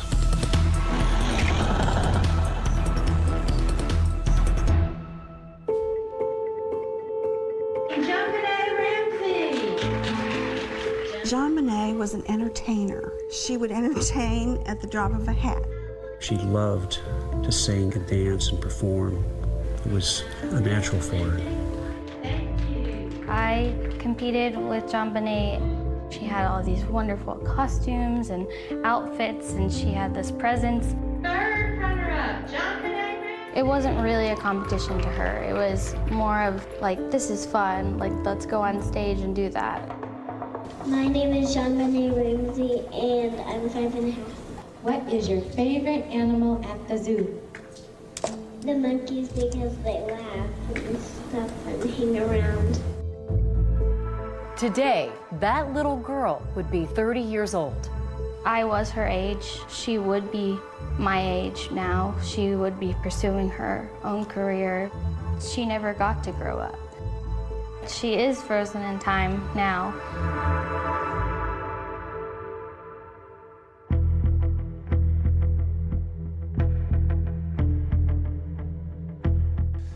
Well, the police were convinced pretty early on that Patsy and/or John were involved. And you had a district attorney's office that was saying, not so fast. And that created enormous tension between the two. Did you hear anything yesterday? I think there are some new developments. Alex Hunter, the district attorney, wanted someone to come in with fresh eyes in this case and look at it from the perspective of a defense attorney. Who might have killed JonBenét as an intruder, not just the parents, but from the outside? Boulder DA Alex Hunter brought Lou Smith out of retirement to help solve the Ramsey case. One of the great challenges is to try to do the case right. And, you know, I think we're making efforts to meet that challenge by involving people like Lou Smith. The legendary investigator, Lou Smith. He had a history of closing cases. He had such tenacity. He was a bulldog. Once he got something in his mind, you know, once he got the reins in his teeth, he was not letting go. Lou Smith was my father. He was just known as, you know, the detective that solved cases. When he got to a murder scene, he spent time dictating everything he saw. Where the sun was in the sky, what the weather conditions were like, what the neighboring houses looked like. Our grandfather was a detective on one of the biggest unsolved murders in our generation. Prior to this case, Lou Smith had investigated over 200 homicide cases that led to arrests and convictions. Lou dedicated a big part of his life to finding JonBenét's murderer. When he started his investigation, he felt like everybody else did, that it was probably one of the two parents. It seemed as though the parents were probably involved in it. I thought this would be a fairly easy case. I thought it would be a slam dunk. And I even remember talking to my daughter. I kind of joked with her, saying that, you know, if somebody did get in the house, it must have been Santa Claus coming down the chimney. It was within a couple of days after my dad started on the investigation, when he had a chance to review pictures, the evidence, that he was already saying, I think that they need to look the other way. He was already noting in his journal that he felt that they needed to look at an intruder. Lou came up with the intruder theory. You can't think about that theory without associating it with Lou Smith. The first thing that stood out to him was an open window in the basement. There was a suitcase propped up against it. He didn't buy the Boulder Police Department's conclusion that no one could get in that basement window. He began to say maybe somebody did get into that house. I'll show you how easily it can be done.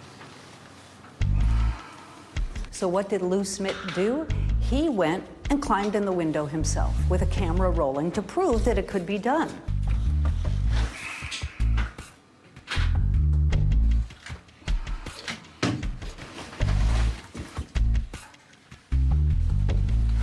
really wasn't that difficult coming in that window. But some say that the idea of somebody going in the window is complicated by something else that's spotted in the images of the crime scene. When you go to a photograph of the actual window, there are cobwebs in the window, which could support that no one did go through this window. The big question is, could you have gotten through this window, this small window, without disturbing this cobweb?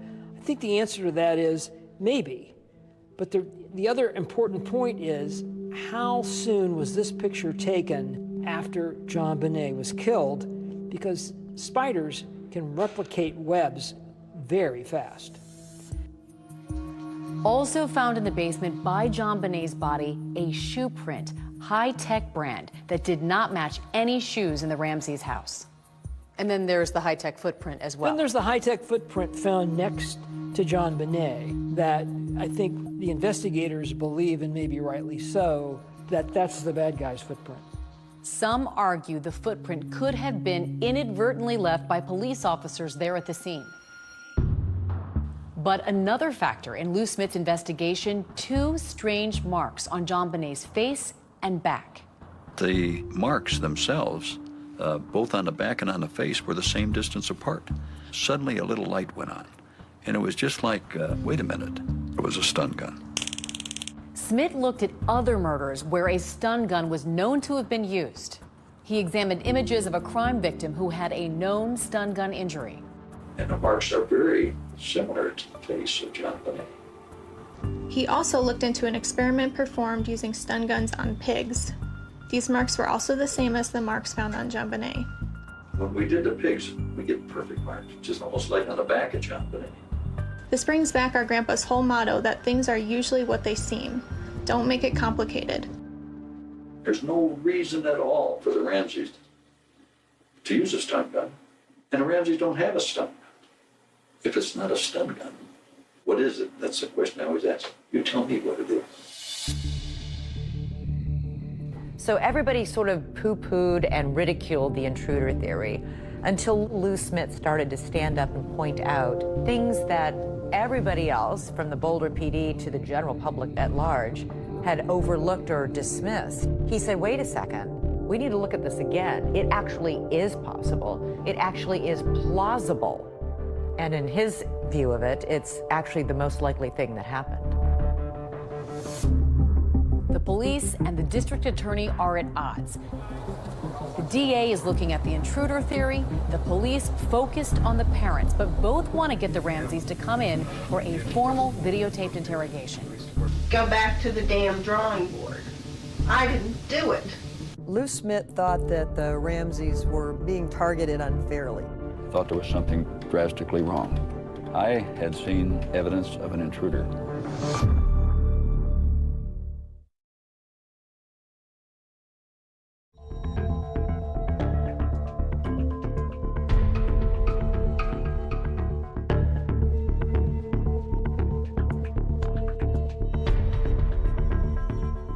Within a few weeks of JonBenet's murder, police had an important clue: the discovery of foreign DNA on her body. Crime scene detectives discovered DNA underneath JonBenet's fingernails and in her underwear that did not match anybody in the Ramsey family. That was not something that was made public for quite a long time. They knew at the time that there was DNA in her panties, that it was mixed foreign DNA, and that it was not from Ramsey's DNA, not Patsy's, not John's, and not Burke's. Detective Lou Smith was like, whoa, while you're pouring water all over the intruder theory, you're not revealing that you have found unidentified DNA and it doesn't match anybody in the Ramsey family.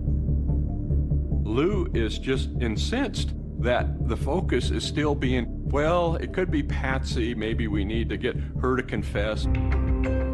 The Ramseys had been interrogated by police 4 months after JonBenet's death. But now authorities want the Ramseys to come in again for a formal videotaped interrogation. There were months and months of negotiations. Things about whether they could be videotaped. What are the questions going to be? Should the Boulder police be a part of it? Because the Ramseys said, We don't trust the police. We don't want them there. Ultimately, the interrogation took place at a different police department. And at the end, the Boulder police had to watch it from another building.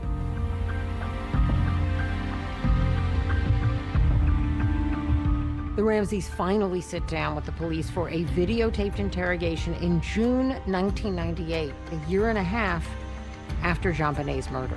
Today is Wednesday, June 24th, 1998. I'm present with the Broomfield Police Department. Tricia Ramsey. Tom Haney, who was one of the most respected homicide detectives out of Denver, was chosen to interview Patsy Ramsey. Patsy Ramsey had a year and a half to prepare. I knew that it was going to be tough to get a spontaneous response. Do you ever recall purchasing black duct tape like this? It seems like there can't be a house in the world that doesn't have duct tape because it repairs everything. Well, I never liked it because it's so gooey. Isn't it gooey? He started out softly and kindly and curious, and then he got pointed with his questions, and that made Patsy angry. If I told you right now that we have, in the process of being examined, trace evidence that appears to link you to the death of JonBenet, what would you tell me? Have to tell me and go retest. How is it impossible? I did not kill my child. I didn't have a thing to do with it. She said it was impossible that we had physical evidence linking her to the crime. I'm talking about scientific evidence. I don't give a flying flip how scientific it is. So, but they're trying to say, Patsy, that their actions before, during, and after are all consistent with innocent people. You didn't do it. My dad started getting frustrated as time went on because he felt that the case against the Ramseys was being slanted where no other evidence was coming in. I thought there was something drastically wrong and that there was a gross injustice in this case. I had seen evidence of an intruder in the house that night. Lou Smith thought that the Ramseys were being targeted unfairly, and he didn't believe the police were listening to him. Smith so strongly disagrees with the prosecutor's focus on the Ramseys that he is resigning from the case, saying, "The case tells me John and Patsy Ramsey did not kill their daughter." He wrote a letter to Alex Hunter telling them that he couldn't be a part of the persecution of these people, is how he termed it. He wrote, "I intend to stand with this family and somehow help them through this and find the killer of their daughter." My dad may have resigned from the district attorney's office, but he never stopped work on the case. He walked in JonBenét's shoes, and he owed it to her, he felt, to continue his investigation. One thing Lou Smith fought to do was tell a grand jury his side of the story, the intruder theory. There were too many questions, in particular, that DNA in the underwear that appears to have been from a man didn't match any one thing you're with.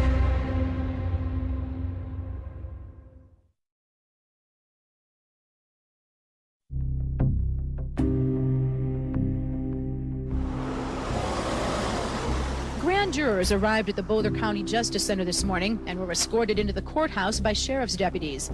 I think Alex Hunter got shamed into calling a grand jury. I mean, he didn't do it until September 1998, almost 2 years later.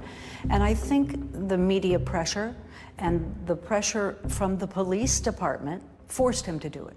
Good morning, counsel. And remember, this is after O.J. Simpson, where most people think the evidence of Simpson's guilt was insurmountable. We, the jury, in the above entitled action, find the defendant, Orenthal James Simpson, not guilty of the crime of murder. And yet, he walked. Alex remembered that. He told me one time, "I don't want to spend 2 years of my life and $5 million of the taxpayers' money and lose in court." Alex Hunter sent a grand jury for 13 months. Are you surprised by anything you've seen? No. Over 13 months, those people heard over 100 witnesses. My name is Jonathan Webb. I was a grand juror on the JonBenet Ramsey case. It bothers me that the murder of a little girl like this has gone on unsolved for essentially a quarter century. Members of the Boulder grand jury looked very much like detectives themselves as they finally toured the Ramsey house. From a crime scene perspective, it was very disturbing how she was found. She's on a concrete floor, a garrote around her neck, and she's 6 years old. That's pretty horrible. Webb told us that the grand jury spent most of their time focused on two main issues. First, who wrote that ransom note? We heard from 3 handwriting experts, and even though the handwriting experts couldn't definitively say that she wrote it, they all 3 came to the same conclusion that it could have been Patsy Ramsey. The Ramsey defense team had their own experts who said that the comparison between the writing on the ransom note and Patsy's handwriting was not conclusive. We asked an expert to weigh in on the case.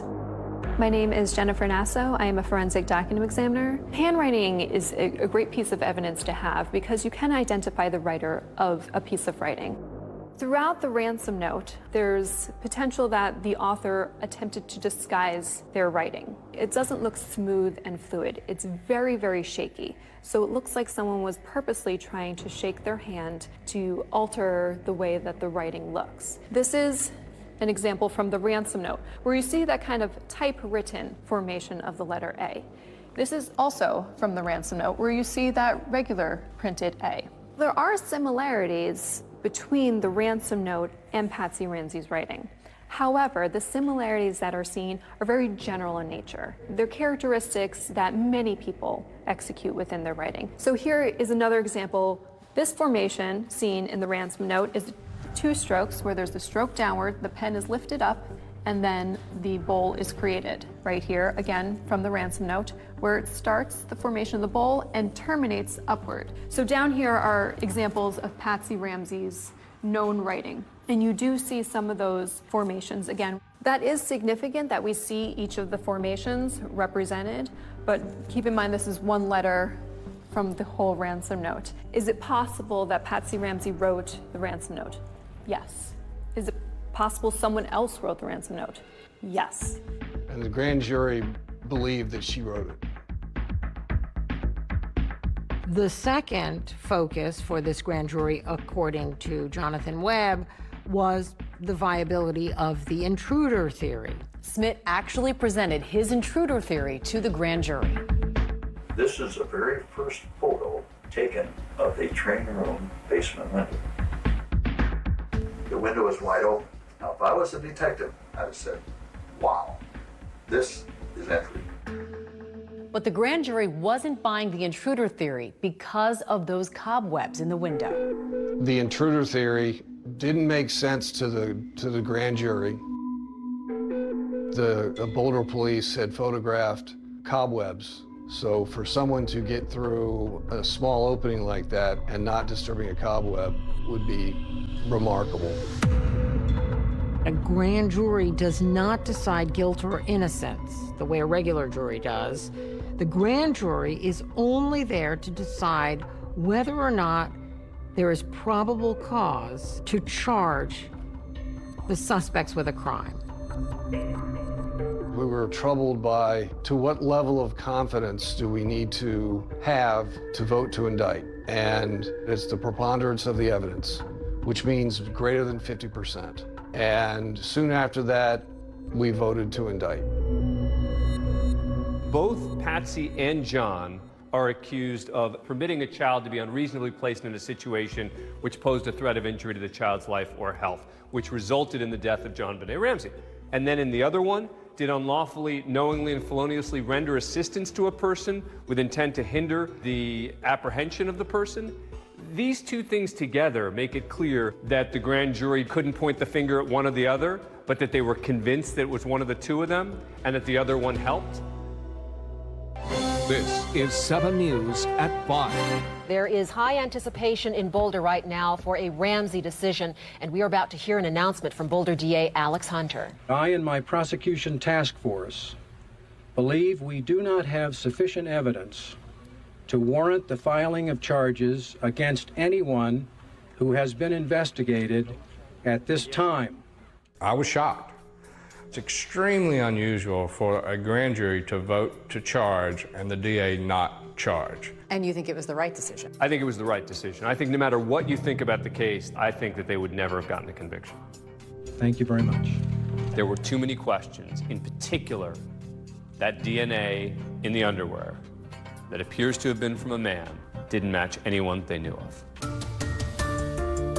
We've done all this work to try and vet the Ramseys. What work have we done to truly vet other potential suspects in this case? That's why Lou Smith continued investigating even after he resigned from the case.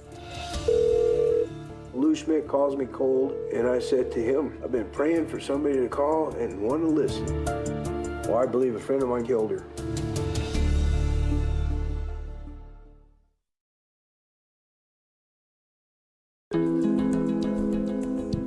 But I think what turned this whole case has always been DNA. The killer left behind, I believe, part of his DNA.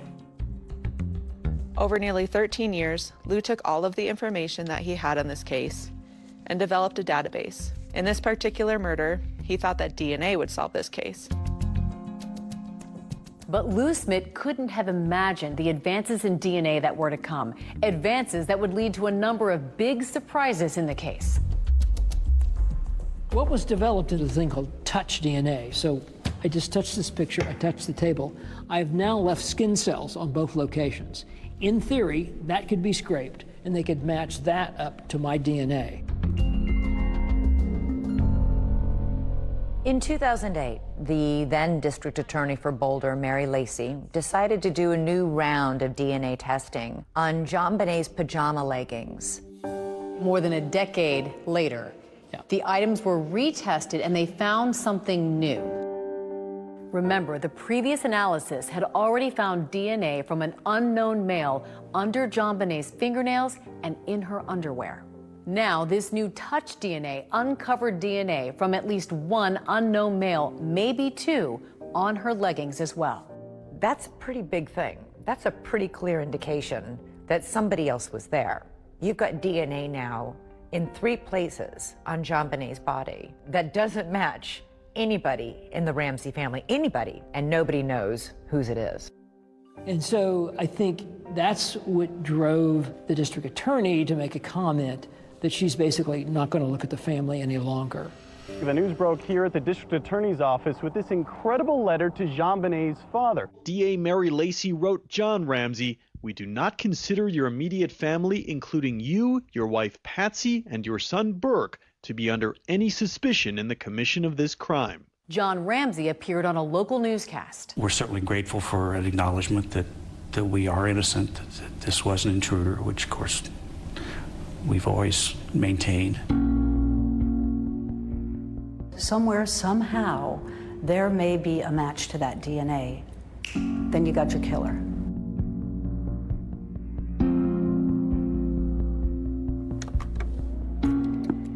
Our killer, JonBenet, how many victims has he had in the past?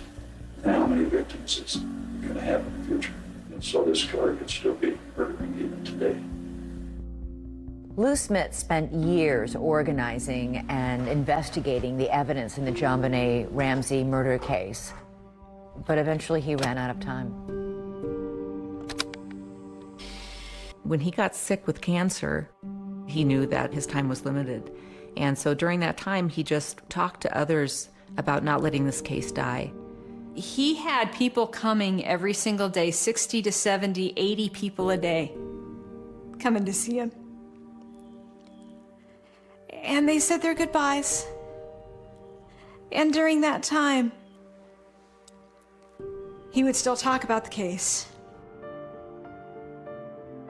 I remember about the last 3 days, he had slipped into a coma, and the conversations would become one way, you know, and I don't know if he could hear me or not.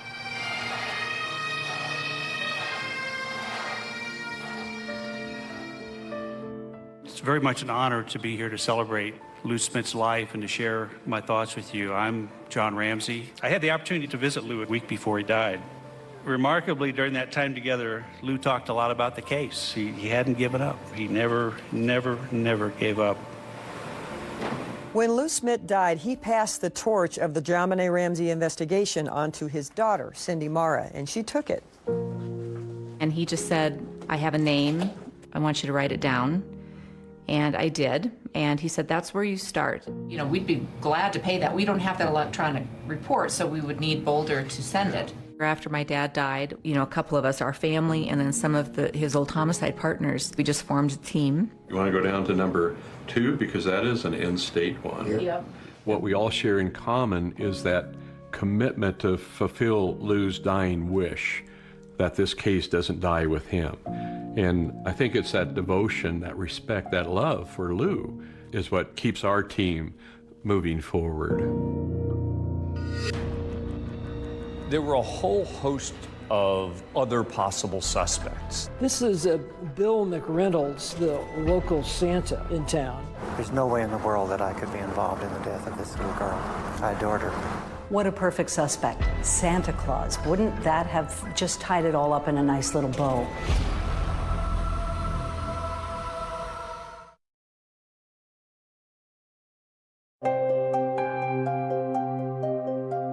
Grandpa stated that if you can't show me a motive, show me evidence of bad character.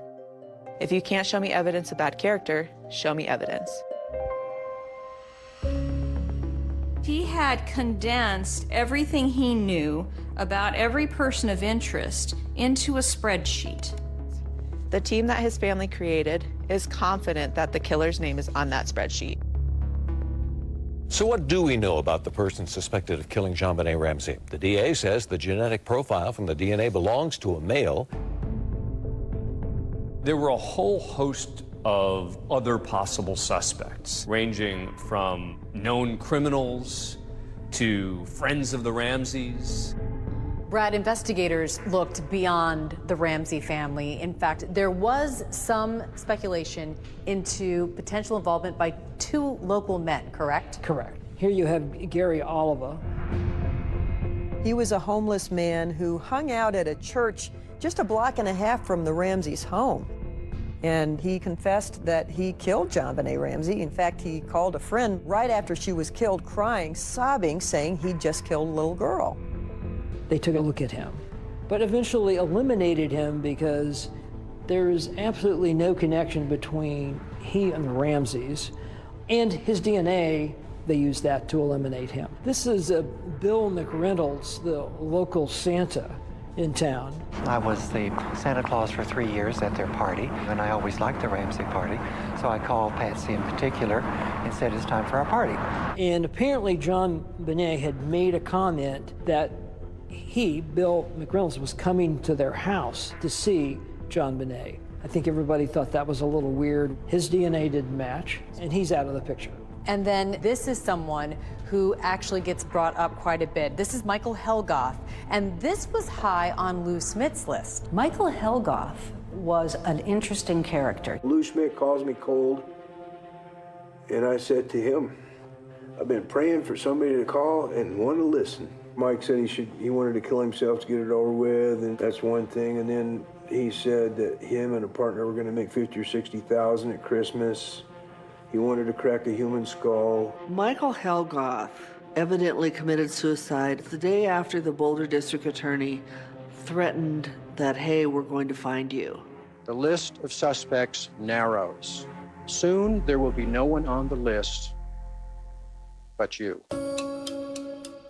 So he committed suicide after authorities said they were narrowing their list. Right. He had a stun gun and he had high-tech boots. Correct. Stun gun, a bit odd for people to have. High-tech boots, fairly common thing for people to have.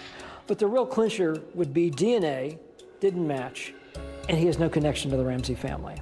So he was ruled out. And he was ruled out. And then Brad, who could forget John Mark Carr? Of course. He made quite the headline. I love JonBenet. She died accidentally. Are you a fan? No. Everyone probably around the world knows John Mark Carr. Her death was an accident. So you were in the basement? Yes. Problem is, he wasn't in Boulder, Colorado when she died, and his DNA didn't match. And that was it. He was ruled out. What does it say about the state of this case and the possibility of ever solving it? Well, that's a big question. We went through the people of interest, the suspects, and came up with our top 20. Take a look at it and run it through their program. What our team has been doing is focusing on collecting DNA and testing DNA. Do you want to get in touch with them? Who wants to? I think we should make the effort. Do you want to just start like maybe in September? And since Lou has passed away, the team has been able to clear a number of people from that list. However, the work is pretty slow because of the time and expense involved in locating somebody on that sheet and obtaining their DNA and then testing it. We have asked suspects for their DNA, and in other cases we've, I guess, done it the old-fashioned way with surveillance and trickery. We've gotten together and followed people and gotten a discarded cup or some such thing. So the DNA is evolving constantly, so we're in better position today than we've ever been to solve the JonBenét Ramsey case. We are just trying to eliminate people from that list. And we just figure if we keep at it, hopefully we'll finally whittle it down to one person remaining on that list. Lou Smith's family believes that all but one person on that list is innocent.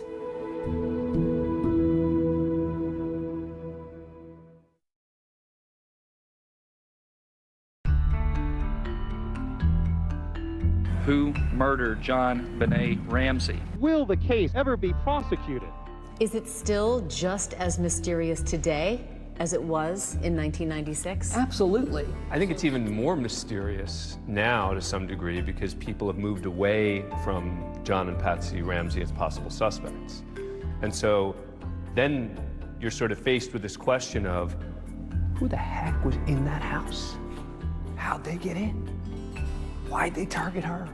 And to some degree, that makes it even more fascinating. There was a person seen going across the lawn of the Ramsey house the night of the murder. Was our killer trying to get into the house? In September, we met with the Boulder DA's office and PD. And what we presented was a confidential list of our top 20 people of interest and the list of the 8 people of interest that our team had eliminated through DNA analysis. We just don't feel at this point that they are actively investigating this case. The Boulder Police Department says the Ramsey case is an active, ongoing investigation, but they have never publicly commented on the handling of the case. This team isn't going to give up. There's a third generation. My daughters and others will continue on with this case when we end up being too old to do it. But we're not going to stop investigating. We're just not going to do it. This case boils down to intruder or Ramsey. And if the Ramseys didn't do it, then it's an intruder. And if it's an intruder, the intruder is still out there. The case took its toll on the whole Ramsey family emotionally and financially over the years. John Ramsey would lose his job and spend millions on private investigators, lawyers, and security. There are still people today, John, 22 years later, who believe you or Patsy or Burke had something to do with the murder of JonBenét. I know that. And how could they have believed otherwise? Because that's what they were told. You know, even if we have a conviction, confession, and this person's in prison, there's going to be 5–10% of the population that still thinks we're guilty.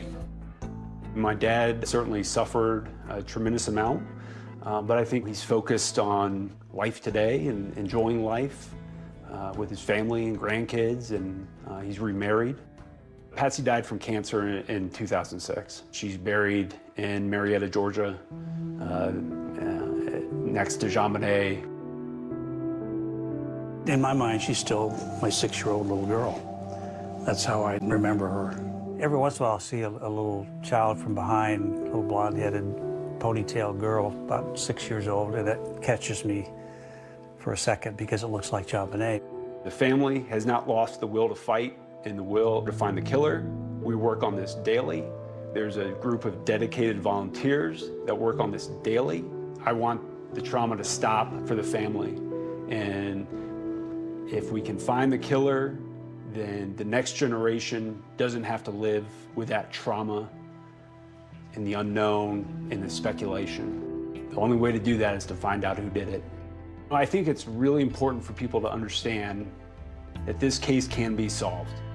There's a narrative out there that this is an unsolved homicide, and we just have to accept that as fact. And that is not the truth. If we leverage the evidence, we follow the facts, we will find this killer. I used to give people my trust, and it was theirs to lose. Everybody carries a burden, and they struggle with loss or heartbreak, but everybody has to have hope. Just recognize that there could be evil around you.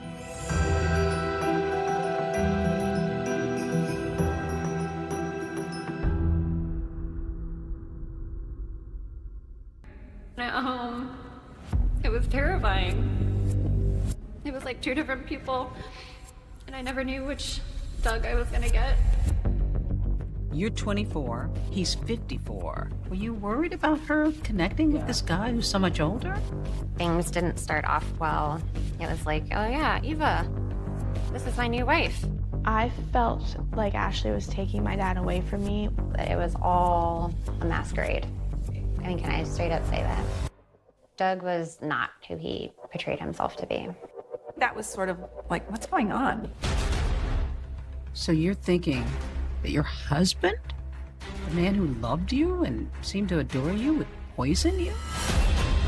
I read the allegations and I thought, oh my God, this is crazy. Doug never poisoned Ashley. Is it possible that maybe you just imagined this? Maybe it was all in my head. But you know now that this sounds pretty dysfunctional. Doug, what are you doing? She tried to ruin your life. I don't think he could have ever guessed what was going to happen to him. I've never been so scared in my life.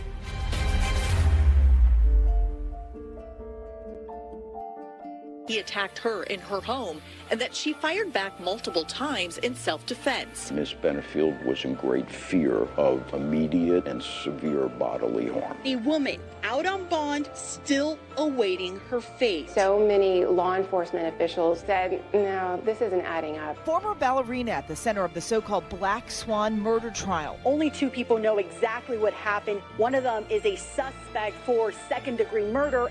The other is dead. Dynamic of all of the things combined. Ashley grew up in Maryland as an only child. Her mom, Alicia Byers, says they had a special bond. Your marriage dissolved, you split up with her father, and you raised her as a single mom. Mm-hmm. What was that like for the two of you? At first it was an adjustment, but, you know, we did well. We're very close. She was blessed with a lot of talents. And so it was a real joy raising her. And at some point she becomes smitten with ballet. Very, yes. She got to the point where she did it 7 days a week. I was training during the day, all day. It was an everyday, all day thing. She soon learns that it takes more than ability alone to make it as a professional dancer. Ashley's 5'9" and considered by most ballet companies to be too tall, something no amount of training can overcome. There are height ranges in companies. A lot of that is because of partnering and complications that can arise if you're not well matched height-wise. The ballet world tends to be kind of cookie cutter. It was hard finding a good fit for a company. With her height and then a hamstring injury holding her back, Ashley decides to hang up her point shoes in her early 20s. You begin to shift your focus a little bit. In 2016, you became captivated by politics. What led you to the Trump campaign? Well, I'd actually always been interested in politics. I wasn't looking for it. The opportunity came up, and I was just finishing up with one chapter of my life, and it seemed like the right thing to do, so I jumped in.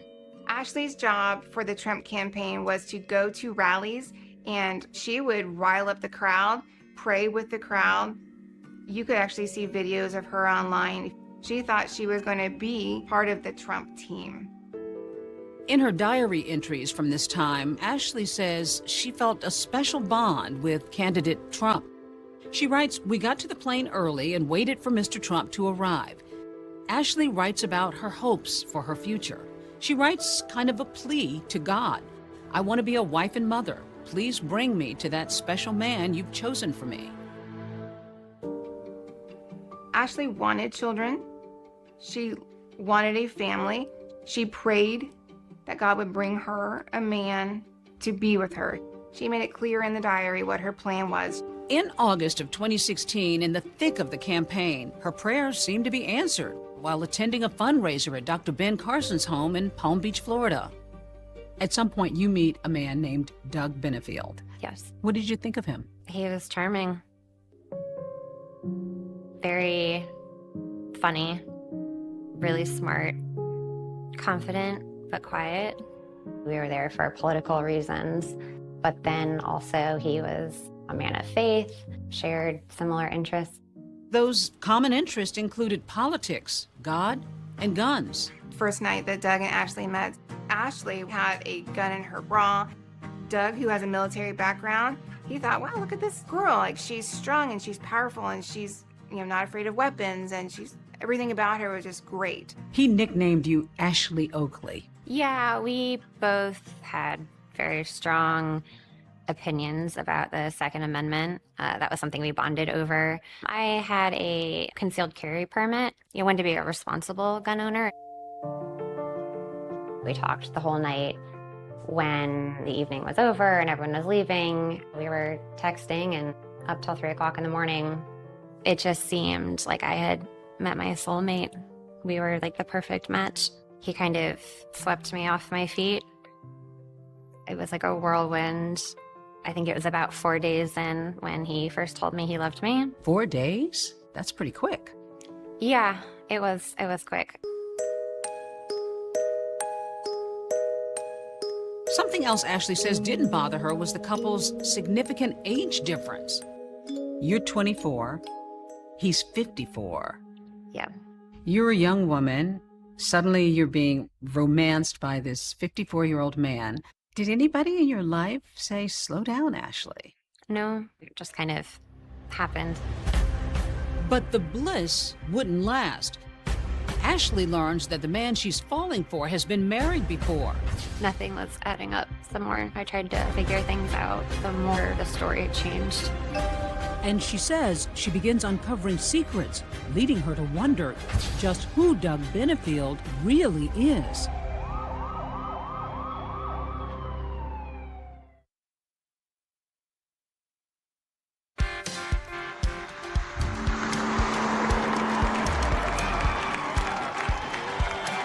In the summer of 2016, 24-year-old Ashley Benefield is on the road stumping for Donald Trump when she finds romance at a Palm Beach fundraiser. Did sparks begin to fly between you two? It was like an instant connection, yeah. We both had that evangelical background, so we spent a lot of time talking about that. Doug Benefield grew up in a Baptist family, the middle of 3 sons, with a stay-at-home mom and a father who worked as a scientist at NASA. Doug graduated from high school in Huntsville, Alabama. He was a top wrestler in the state. He decided to follow his father and our family to Texas A&M. After graduating from college, Doug joins the U.S. Navy in Pensacola. He rises through the ranks quickly, and the Navy assigns Doug to a position in Charleston, South Carolina. While he's working for the Defense Intelligence Agency, he gets involved in renovations of old historic buildings with people that he meets in Charleston. Doug started up some businesses here, a restaurant, some other things. He had a group of friends and colleagues. He loved it there. And one of those locations that he most loved was out on Sullivan's Island. Doug found a small hole-in-the-wall Irish pub called Dunlevy's Pub. That same Irish pub is where he meets his wife, Renee. If someone were to ask me to sum up Renee in a few sentences, it'd be very difficult. She's stunningly beautiful, but doesn't know it. and loves to make people laugh. Doug has a pretty quick courtship with a woman named 𝐅𝐔𝐋𝐋 𝐄𝐏𝐒. They marry, and in 2001, their daughter Eva is born. My mom was the sweetest, happiest woman you would ever meet. She was an angel walking on earth. She was never, ever, ever in a bad mood. She loved everybody. Doug's marriage to Renee, by all accounts, was a happy marriage. Of course, ups and downs, but generally a happy marriage. Doug and Renee and Eva together are just this triad. They're just three together all the time. You never saw them apart. Happy, beautiful family. But when Eva is just 14, the happy family suffers a devastating loss. I was waiting in the pickup line outside of my school, and she wasn't there. And I went home, and nobody was answering the doorbell, and I didn't have my key, and my mom wasn't answering her texts. Eva called and said, I can't get a hold of my mom, and Dad's in Dallas. And so I get on the phone with Doug. Doug asks Melody for help. Her husband goes next door and breaks into the house to find Renee unresponsive, face down on her bed. I just remember going back out on the porch and seeing my neighbor's face, and he shook his head, and I knew that she just wasn't there anymore. She passed of an underlying heart condition. It was shocking. An autopsy reveals that Renee died of natural causes. He tried to stay really strong for me, and I never really saw him break down from it. It was different, it was quiet in the house, it was just different. Then just 9 short months after her mother's passing, Eva meets a new woman in her father's life, Ashley Benefield. I heard about her on a Friday. I met her the following Saturday, and then Sunday, I was up in my room, and my dad came upstairs, and he said, Eva, we need to have a conversation, all three of us. And I said, no, I think the only thing that I would be interested in hearing is if you told me that you proposed to her. And as soon as those words came out of my mouth, he said, we're married. Yeah, it was a lot. Eva's not the only one blindsided by the quick marriage, which happened at a secret ceremony just 13 days after Doug and Ashley met. First time I hear anything about Ashley is they're married and she's already moved in to Doug's home in Mount Pleasant. How did he propose? Was this a formal get on his knee and propose to you? How did that happen? It was more of like, hey, we should just do this. Like, let's get married. And I was like, oh, yeah, okay. They move very quickly, and before you know it, they're engaged and married. Yeah, it was like, whoa. What was your wedding like? It was small. It was just me and Doug and 2 of his friends. So suddenly you're Mrs. Benefield. Yep. Were you happy? I was thrilled. Yeah, I felt like I had finally met my soulmate. I think a lot of it had to do with Eva. He really sold me on the fact that she needed a mommy person to be there. And I guess I felt needed and wanted. But Eva, still grieving the loss of her mom, says she neither wanted nor needed a stepmom, especially one so close to her in age. The age difference between me and Ashley is 8 years. Anytime I hung out with her and we were shopping downtown, we would get mistaken as sisters. How did you get along with Eva? I think things didn't start off well because she didn't really find out until after we were married. It was like, oh yeah, Eva, this is my new wife. And it didn't go over well. I will just say this, he messed up.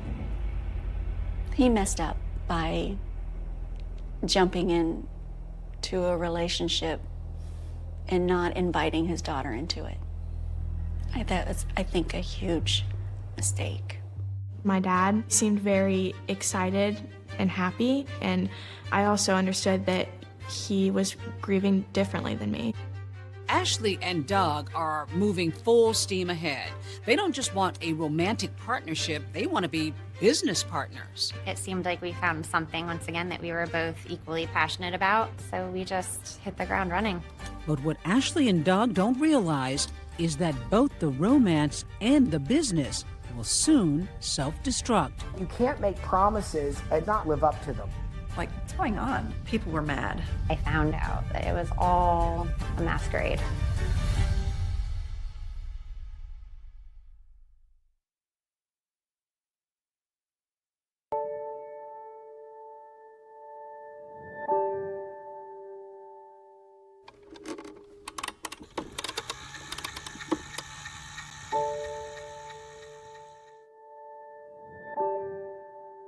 My name is Sarah Moraski. When I was a young girl, I saw a performance of the Nutcracker, and I fell in love with it right away.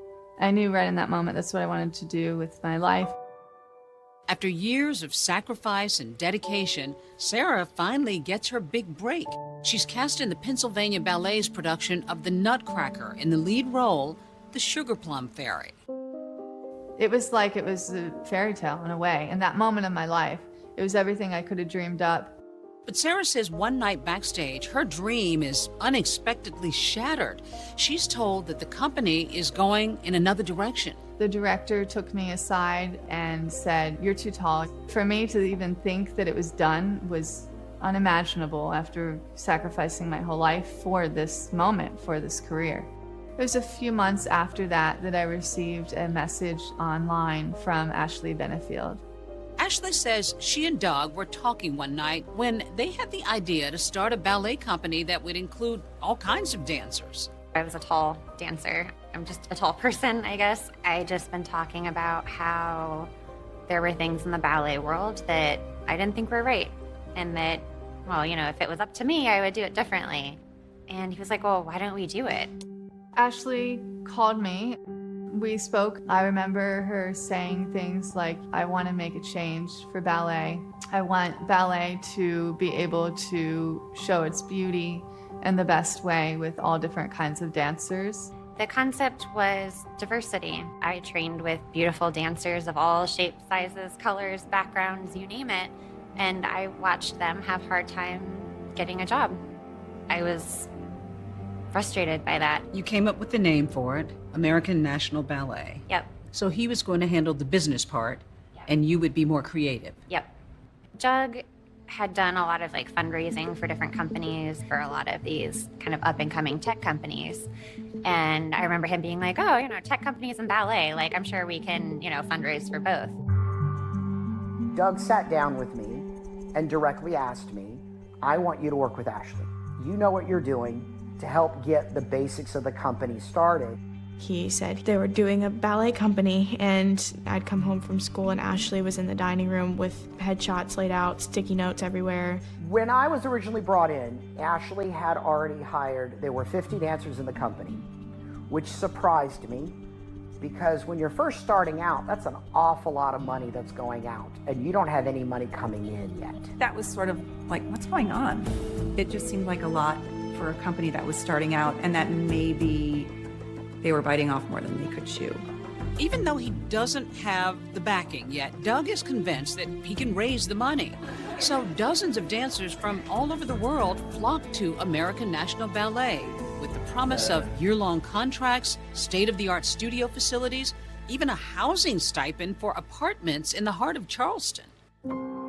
The idea was remarkable. The execution was a little less. It became somewhat apparent fairly quickly that Doug was overpromising and not going to be able to deliver on all of this. In the fall of 2017, the dancers begin arriving, only to find that the promised housing stipend isn't available, and the original rehearsal space promised doesn't exist. And then I think in like mid-October, word started to get out that the dancers weren't quite getting paid in a traditional way, that they were being paid in cash. Doug was then pulling money from every source that he could of his own money that he didn't have to try to just fund this ballet. It just got worse and worse each day. I didn't know where the company was going. Adding to the chaos, Ashley is nowhere to be found. Not at rehearsals, not working with the dancers. She seems to have just vanished. And meantime, Doug is so financially strapped that American National Ballet ends up laying off nearly half of the recently hired dancers. It's all fine and well to conceive of an amazing, ambitious dance company. It's great, but if you can't deliver it, somebody's going to get hurt. And the dancers, certainly in this case, are the ones who got hurt the most. The very next day, after half the company's dancers are let go, Ashley suddenly reappears. Not in person, but in a post on social media, writing in part, "I publicly disavow my support for American National Ballet," and adding, "I'm no longer associated with this organization in any way." I was horrified. I didn't know all of the things that were falling apart behind the scenes. I didn't see it coming. I no longer wanted to be part of it. Ashley left the scene, and then Doug abandoned the scene. He's like, one day he just wasn't there anymore. The organization evaporated. People were mad. People were very angry. Because losing your job in ballet is not like, okay, I'm gonna go on Indeed and see what's, who's hiring. You're kind of locked out for the year until the next audition season. American National Ballet has hurt everyone. You can't make promises and not live up to them because there are people's livelihoods that are involved. There are people's dreams that are involved. Some fault Doug for mismanaging the ballet, and others blame Ashley for disappearing. Ashley's absence from the ballet company was a very significant basis for the failure. She was the face of this company. When she left, the dancers, they didn't have anything. But Ashley says there's a reason she left Charleston and the ballet behind. She claims she had to, that her very life depended on it. He pulled the gun out and started waving it around. I was living a nightmare. It was terrifying. It was like two different people, and I never knew which Doug I was gonna get.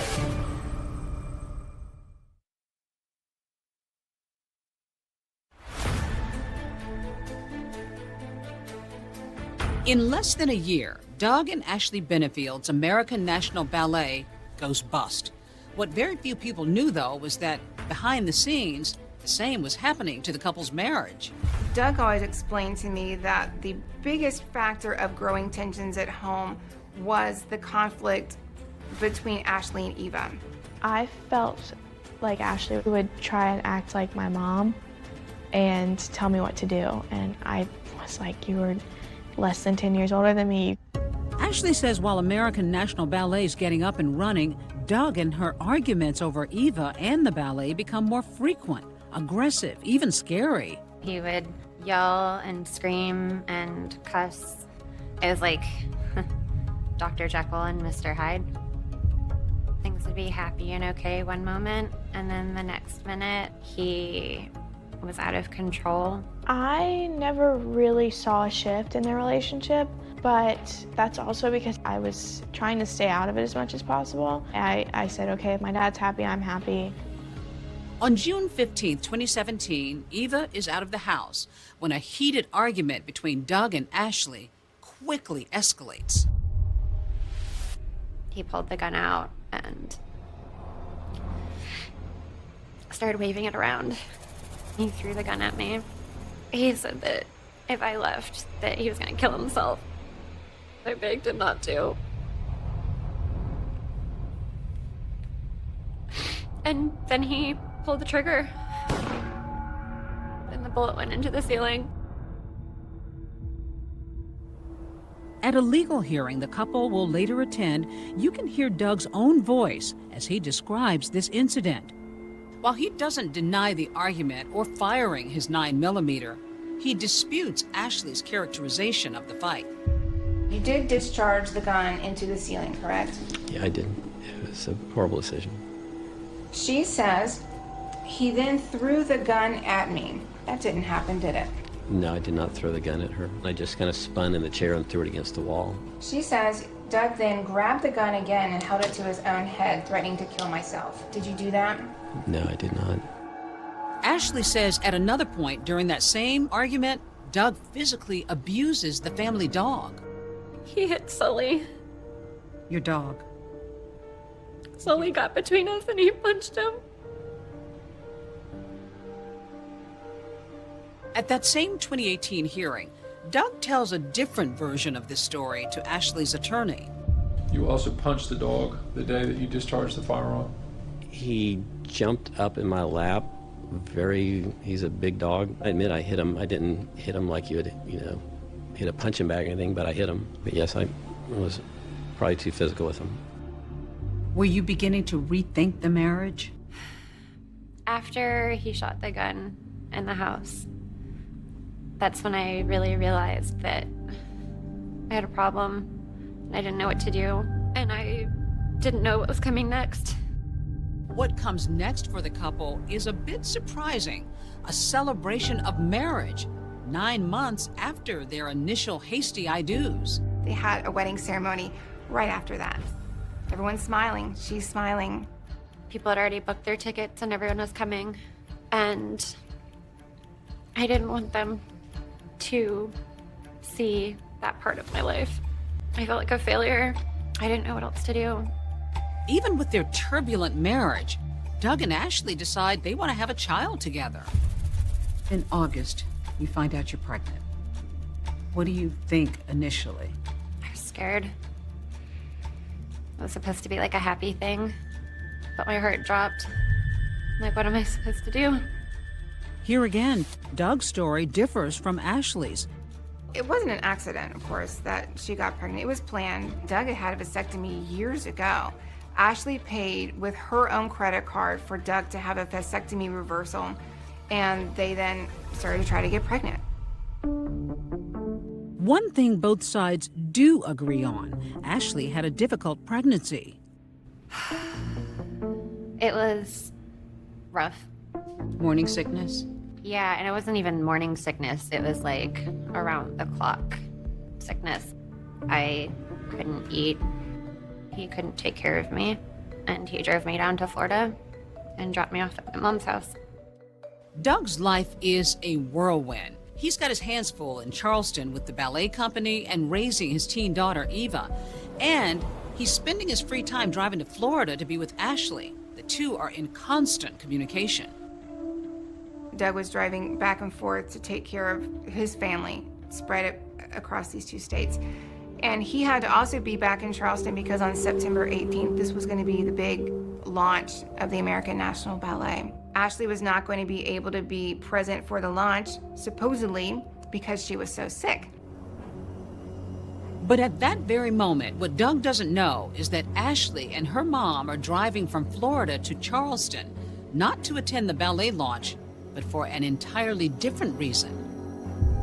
On September 18th, you decided to move your belongings out of Doug's home. Yeah. She wrote a note alleging some things were wrong in the house and that there had been some abuse or at least violence on his part, and that she was therefore leaving him. Ashley writes, "Do not harass or try to follow me or I will call the police," and then goes on to say, "I will talk with you only via text, and do not call me or my mom. We will not pick up." He was completely stunned. He had no idea Ashley was leaving him. Just after learning that his wife is leaving him, Doug is again blindsided by a restraining order, barring him from contacting Ashley. The expectant dad then hires family attorney Stephanie Murphy to act as an intermediary. Doug wanted to be present for the birth if Ashley felt comfortable. I sent the letter to Ashley asking, can Doug be part of the birth? But Murphy says shortly after sending that letter, Ashley gives birth to a baby girl named Emerson, 3 weeks before her due date. Did you tell Doug? No, there was a restraining order, so I couldn't legally have contact with him. But he's the father of the child. Yeah. Yep. Did you intend for him to find out? I mean, I knew he would eventually. Doug didn't know that Ashley had given birth. He learned through an injunction that she filed that the child had been born, and that was several weeks after the child had been born. Doug's not on the birth certificate. She didn't even give Doug the respect of naming his daughter Benefield. She gave the baby's last name as her grandfather's name. He was devastated.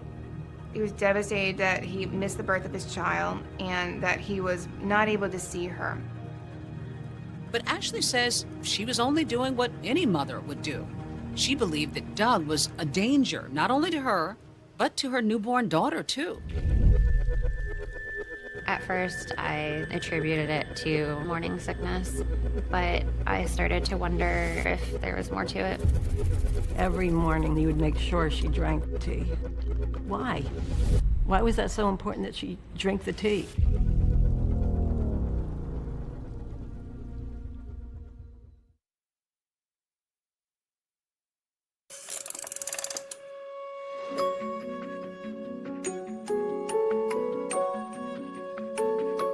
It's April 2018.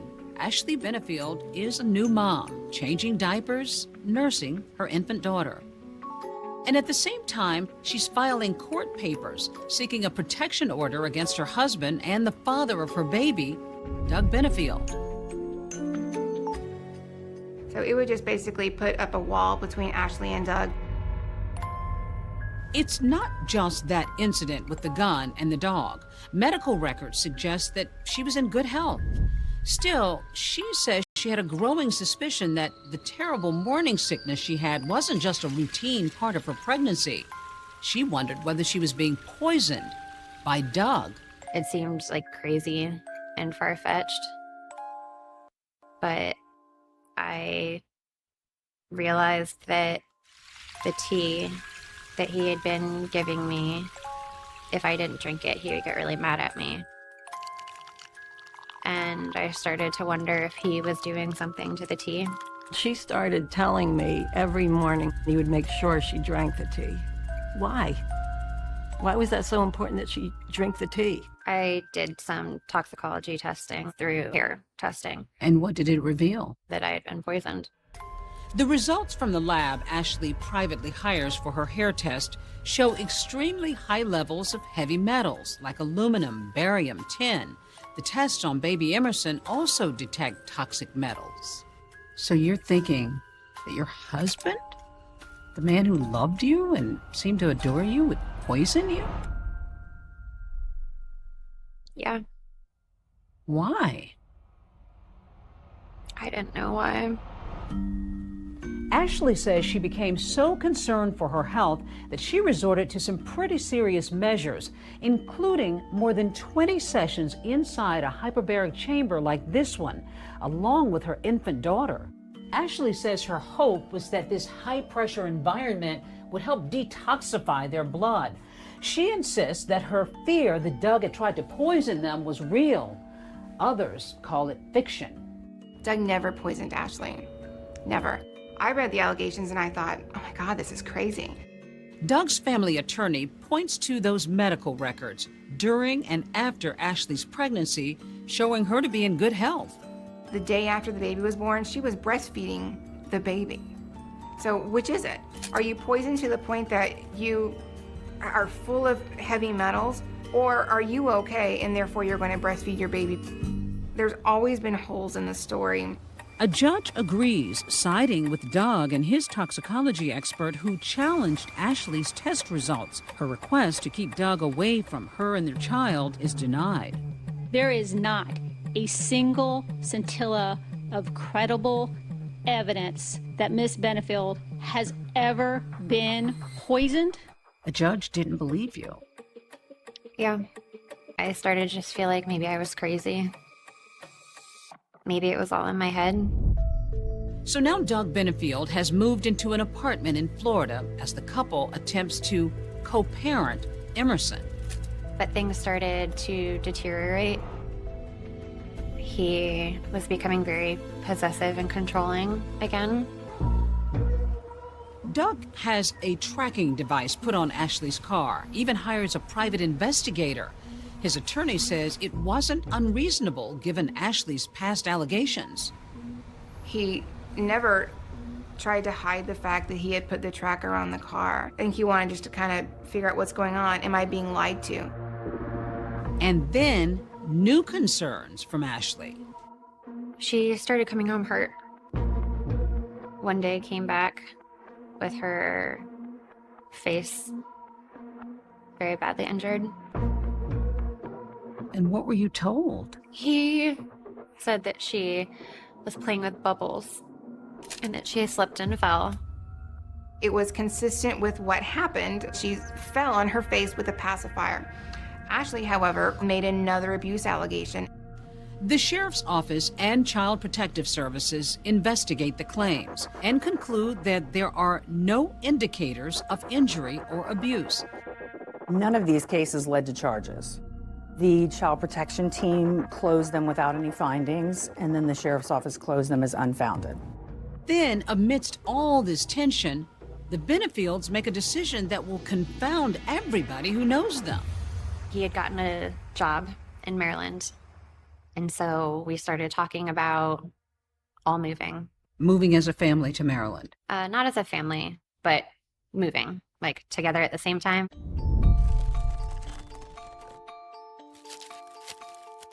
I was just stunned. I mean, and once again, Doug, what are you doing? She tried to ruin your life. All along, Doug would tell everyone who knew him, I believe I can make this work. How do you rationalize patching things up with a man who you think has been abusing your daughter? He was her father. I wanted things to be as good as they could be. But you know now that this sounds pretty dysfunctional. Yeah. There didn't seem to be a good option. So you're packing up. You're going to make this move. Doug comes over. Did you two begin arguing? He was constantly going back to this idea that we had to live together, telling me that wasn't how God intended it. He just flipped out, and it just kept escalating. Escalating, she says, to the point of no return. When you take a good man and a woman who's manipulative at her professional level, he's not ever going to play chess with her and win.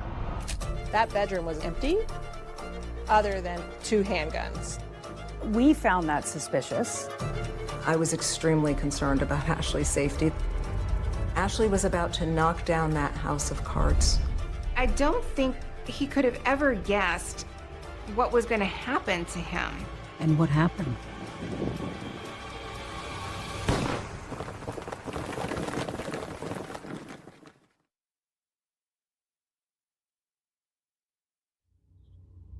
I had my gun.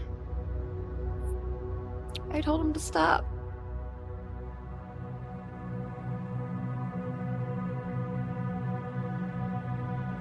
Sorry. What led you to go for the gun? I've never been so scared in my life. The information that I had was that it was a domestic-related shooting. The husband was dead. The wife did the shooting, and she claimed self-defense. Benefield's life is taking center stage at what's been dubbed the Black Swan murder trial. Good morning, Miss Benefield. There was always this little thought in the back of my head that said Ashley's going to do something to him. She just said, my dad's dead, isn't he? And then she said she killed him. She killed him, didn't she? Why would you have a loaded gun in the house and you've got a child? There was a ticking clock. She was very, very afraid that Doug was going to take this child away from her.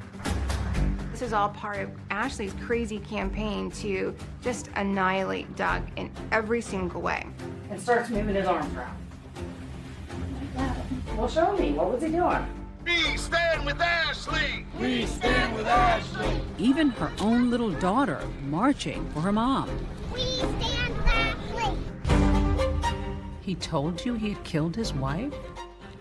And he said that he could make me disappear too.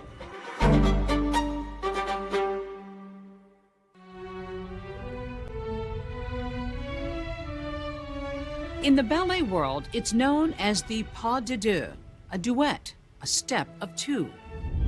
For Ashley and Doug Benefield, a former ballerina and a businessman, their dance begins with a 13-day whirlwind courtship, plans to build a ballet company, and later, a baby.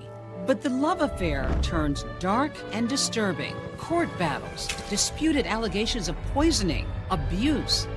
And in the finale, Doug and Ashley, seemingly about to reconcile and start anew, reach a sudden and tragic end. What happened in the moments before the gunshots rang out in this Florida community in September of 2020 will be scrutinized for years by investigators, by lawyers, and the media. Ashley Benefield has kept quiet about what she says happened that night until she sat down with me. How are you doing? It depends on the moment. Just a lot of emotion, kind of like a roller coaster. That roller coaster, Ashley says, took a sharp turn in the fall of 2020, when after 4 years of ups and downs, she and her husband, Doug, were preparing to move to Maryland. The plan, according to Ashley, was to continue living separately, just as they had in Florida. He was constantly going back to this idea that we had to live together. In these text messages from September 27th, the Benefields exchanged jokes, even emojis. Doug arrives at 5:30 with a U-Haul at the gated community where Ashley lives with her mom. Ashley's mom and daughter Emerson are out of the house at a nearby park. Ashley claims it isn't long before things go from friendly to fiery. Sounds like you guys are just agreeing to pack, and did you two begin arguing verbally? Was there yelling? There was a back and forth. She goes on to say that Doug becomes physically aggressive too, at one point bumping into her with a moving box and scraping her side. She then says she tries to diffuse the tension and asks him to leave. He ended up trapping me, and I tried to leave. He hit me. Where did he hit you? Did he threaten you? He said I couldn't leave. I almost made it to the front door and he stopped me. I ran to my bedroom and he followed me there. Told him to stop. Sorry. What led you to go for the gun? He had never hit me before. I thought he would stop if he saw it. What did you think was about to happen? I thought he was actually going to kill me this time. Did he have a gun? Not that I could see. He told me I was done. And even though I was the one holding the gun, he plunged at me. I'm sorry. You fired 4 times. You missed him twice. And when you hit him, what did you think? I ran. Ashley says she races out of her house over to a neighbor's home. 2 residents who were out walking their dog who heard the shots described seeing a woman frantically running from the home. Maine County 911, what is the emergency? Okay, it's right next door to me. She just came over. Her strange husband attacked her, and she says she shot him. Okay, what's his name? His name is Doug Benefield. They said that Doug attacked me and I shot him. It was all a blur. Did you think you had killed him? I didn't know if he was behind me or chasing me or what. I didn't know. I don't know. She came in. She was quite hysterical. I didn't know who was banging on my door. She said that he attacked her, and she shot him. And at the end of that call, even though the neighbor had never seen Doug or Ashley fight, he tells the dispatcher something alarming. Just between you and me, the son of a bitch has been harassing him and threatening him for a long time. Okay. I probably shouldn't say that. When law enforcement first arrived at the house following the 911 call, and they make it in the house, they find Doug. He had a gunshot wound to his calf through and through. He had a gunshot wound to his right side chest area that landed in his back across on the left-hand side. Paramedics arrived, they continued CPR and took him to the hospital, but he was pronounced deceased at the hospital. This is the man that you had loved, the father of your child. What did you make of it when you heard that he was dead? I was horrified.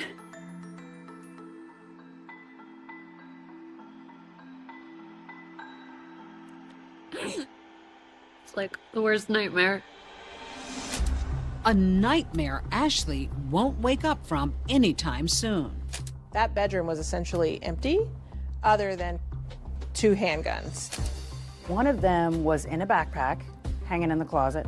One of them was just in a bin on top of a hamper.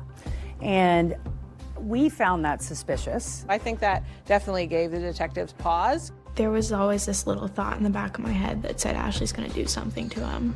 Ashley's gonna sabotage him somehow.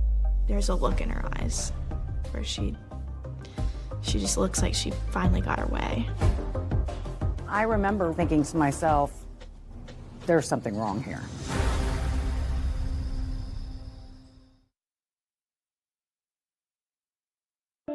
Ashley's attorney said, we need to cancel Wednesday's hearing. Doug is dead.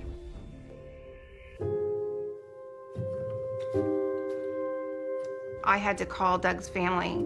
It was just heart-wrenching. The poor girl, I mean, she knew. She just said, my dad's dead, isn't he? And then she said, she killed him. She killed him, didn't she? And I set my phone down and I said, I don't have parents anymore. I was just shaking violently for like 6 hours. Doug Benefield's family and friends are grappling with unthinkably tragic news. And meantime, investigators are trying to make sense of what happened the night before. The information that I had was that it was a domestic-related shooting. The husband was dead. The wife did the shooting, and she claimed self-defense. Ashley is taken to the sheriff's office, where attorneys from her family court case are waiting. You didn't give a statement. Why not? My attorney is yelling to me in the parking lot. You know, don't say anything, don't say anything. I guess I was just following advice. Ashley does consent to photos that she says document the swelling on her face where she says Doug hit her. When I saw her that night after she left the police station, the left side of her face was swollen. She had obviously been struck. The next morning when she was changing a shirt, I saw the cut on her stomach. But law enforcement contends that Ashley's injuries don't suggest a life or death struggle. There was no swelling, there was no bruising, there was no difference in the way she looked. The entirety of the injuries that they found that were relevant was a scratch on her side, and that was it. They got pictures of every angle, of every place that the attorneys wanted them to take, and there were no injuries except for that scratch. And investigators are also skeptical of Ashley's claims of being attacked because Doug was unarmed. She had access to 2 weapons. You said that you were a responsible gun owner, but why would you have a loaded gun in the house and you've got a child? Well, the purpose of having a gun is for like a self-defense. The idea is that if something were to happen crazy in the middle of the night, that it would be accessible. But then you've got a loaded gun that's basically sort of out in a bin. There are those who say that sounds really suspicious. I mean, I feel like anything can be turned to try to make it look a certain way. We found that suspicious, that someone would have 2 guns readily accessible in an empty room when everything else is in a U-Haul truck. According to the medical examiner's report, the fatal gunshot entered the right side of Doug Benefield's chest. To investigators, that doesn't fit with somebody who's lunging toward her. If someone were coming at you or attacking you, the entrance wound to the fatal shot would not be in the side. And results from the forensic lab raise even more questions about Ashley's claim of self-defense. And there was no stippling on Doug's shirt, so that told us that the barrel of the gun was at least 3 to 7 feet away, and that's the barrel of the gun, not even her body. So they were not in a combat life or death situation where they were locked together. Just over a month after Doug Benefield is shot and killed, Ashley is charged with second-degree murder. She pleads not guilty. The Manatee County woman charged with shooting and killing her husband. Suspect for second-degree murder and the You're arrested. Charged with Doug's murder. What did you think? I was shocked. I was blindsided by it. In the minds of investigators, Doug Benefield's demise wasn't about self-defense. To them, it was Ashley's plan all along. The whole lie, the whole deception is coming to an end. Doug was getting to find out your wife is lying to you. There was a ticking clock. She was very, very afraid that Doug was going to take this child away from her. Very afraid. But others insist the real victim here is Ashley. Doug Benefield was anything but what he portrayed himself to be. This is someone who is a predator, and this is someone who was not going to be stopped. He told me that he killed Renee. He told you he had killed his wife? And he said that he could make me disappear too.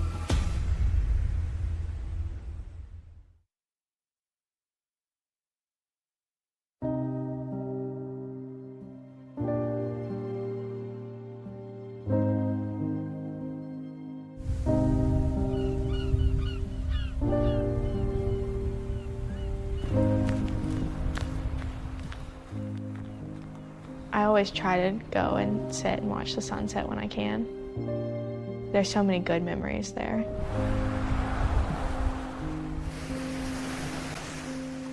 We chose to spread my dad's ashes on station 22.5, and that is the same station that my parents met. We held a celebration. We raised a toast, a life well lived and a terrible ending to a life. A life Doug's family insists was cut short by a woman they say was driven to destroy him.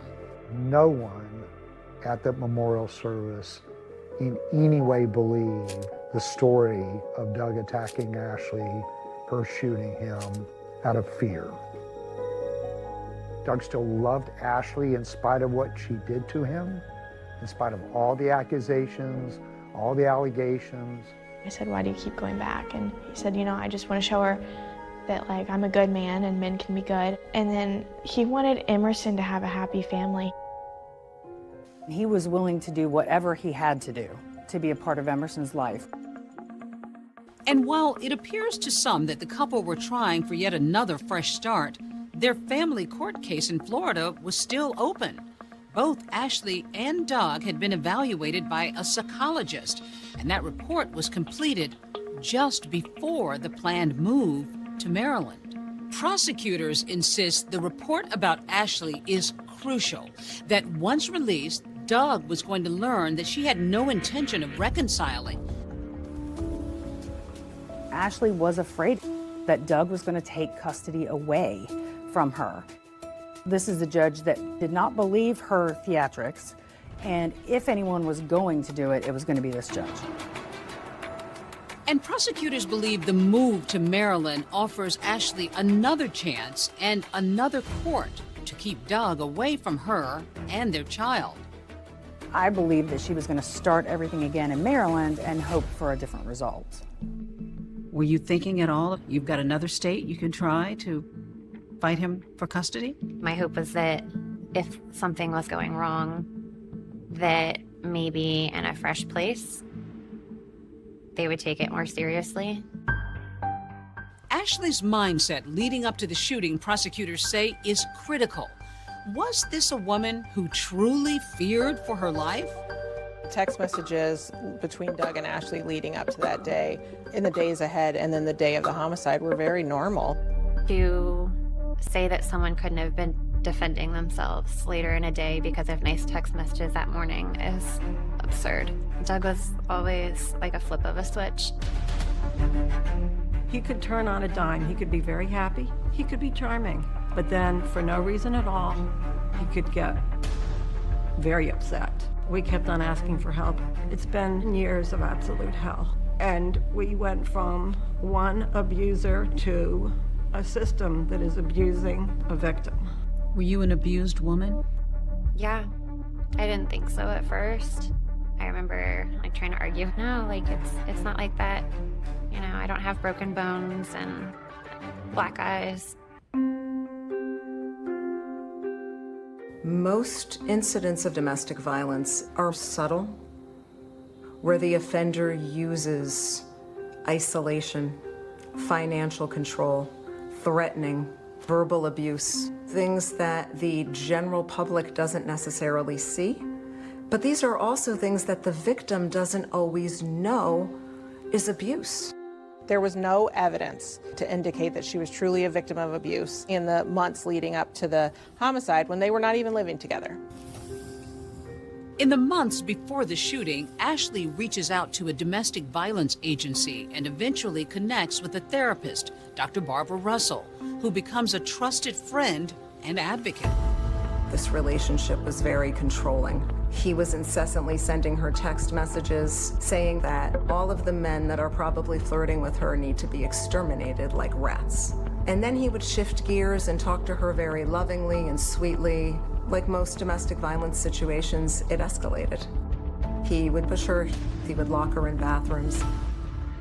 During one of those alleged incidents early in their relationship, Ashley claims Doug admitted something about his late wife that terrified her. He had always told me that they had this fairy tale marriage, that they never fought. And then I found messages. Text messages, she says, reveal a side of Doug that Ashley claims she saw in her own marriage.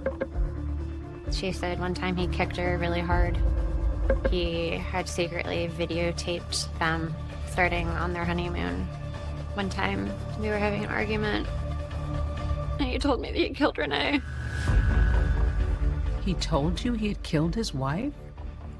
And he said that he could make me disappear too.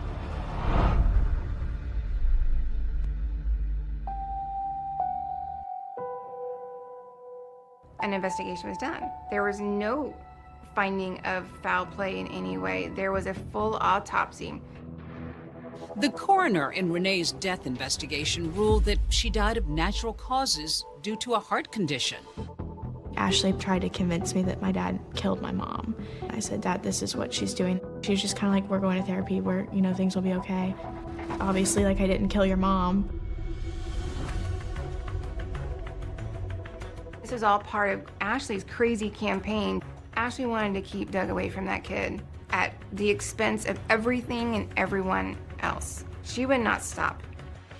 Her goal was never to get rid of Doug. Her goal was to keep her daughter safe.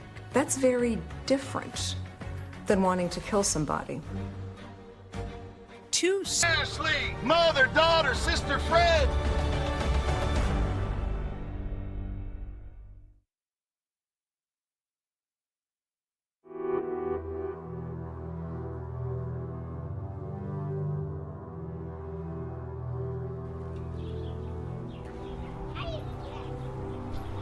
Here, how about I push you this way? You ready? Yeah. So what's summer been like for you two? Emerson does a lot of swimming, right? Yeah, I can swim a lot, pretty much. So you're getting to be a strong swimmer. Great job. Ashley Benefield has spent several years under house arrest, living with her mom and daughter Emerson, who's now 5, while awaiting trial for second-degree murder. Here we are, climbing trees, catching geckos. This has been hanging, you know, in the balance really for years now. And in the same time, you know, you're trying to mother. It definitely wouldn't be what I would pick, but I'm thankful for all the good things that we have. She's an amazing little girl. I love being her mommy. Meanwhile, the other daughter, caught in the middle, 22-year-old Eva Benefield, found her own way to process her pain. When I was 15, my mom died of an underlying heart condition. I had been on TikTok for like a few months, and I thought, oh, that'd be funny if I made a joke about my dad being murdered. I made a TikTok, and I put my phone down, and I went to bed, and I woke up, and it was at 700,000 likes. And then it just kept going and going and going. It got like 3 million likes and like 10 million views.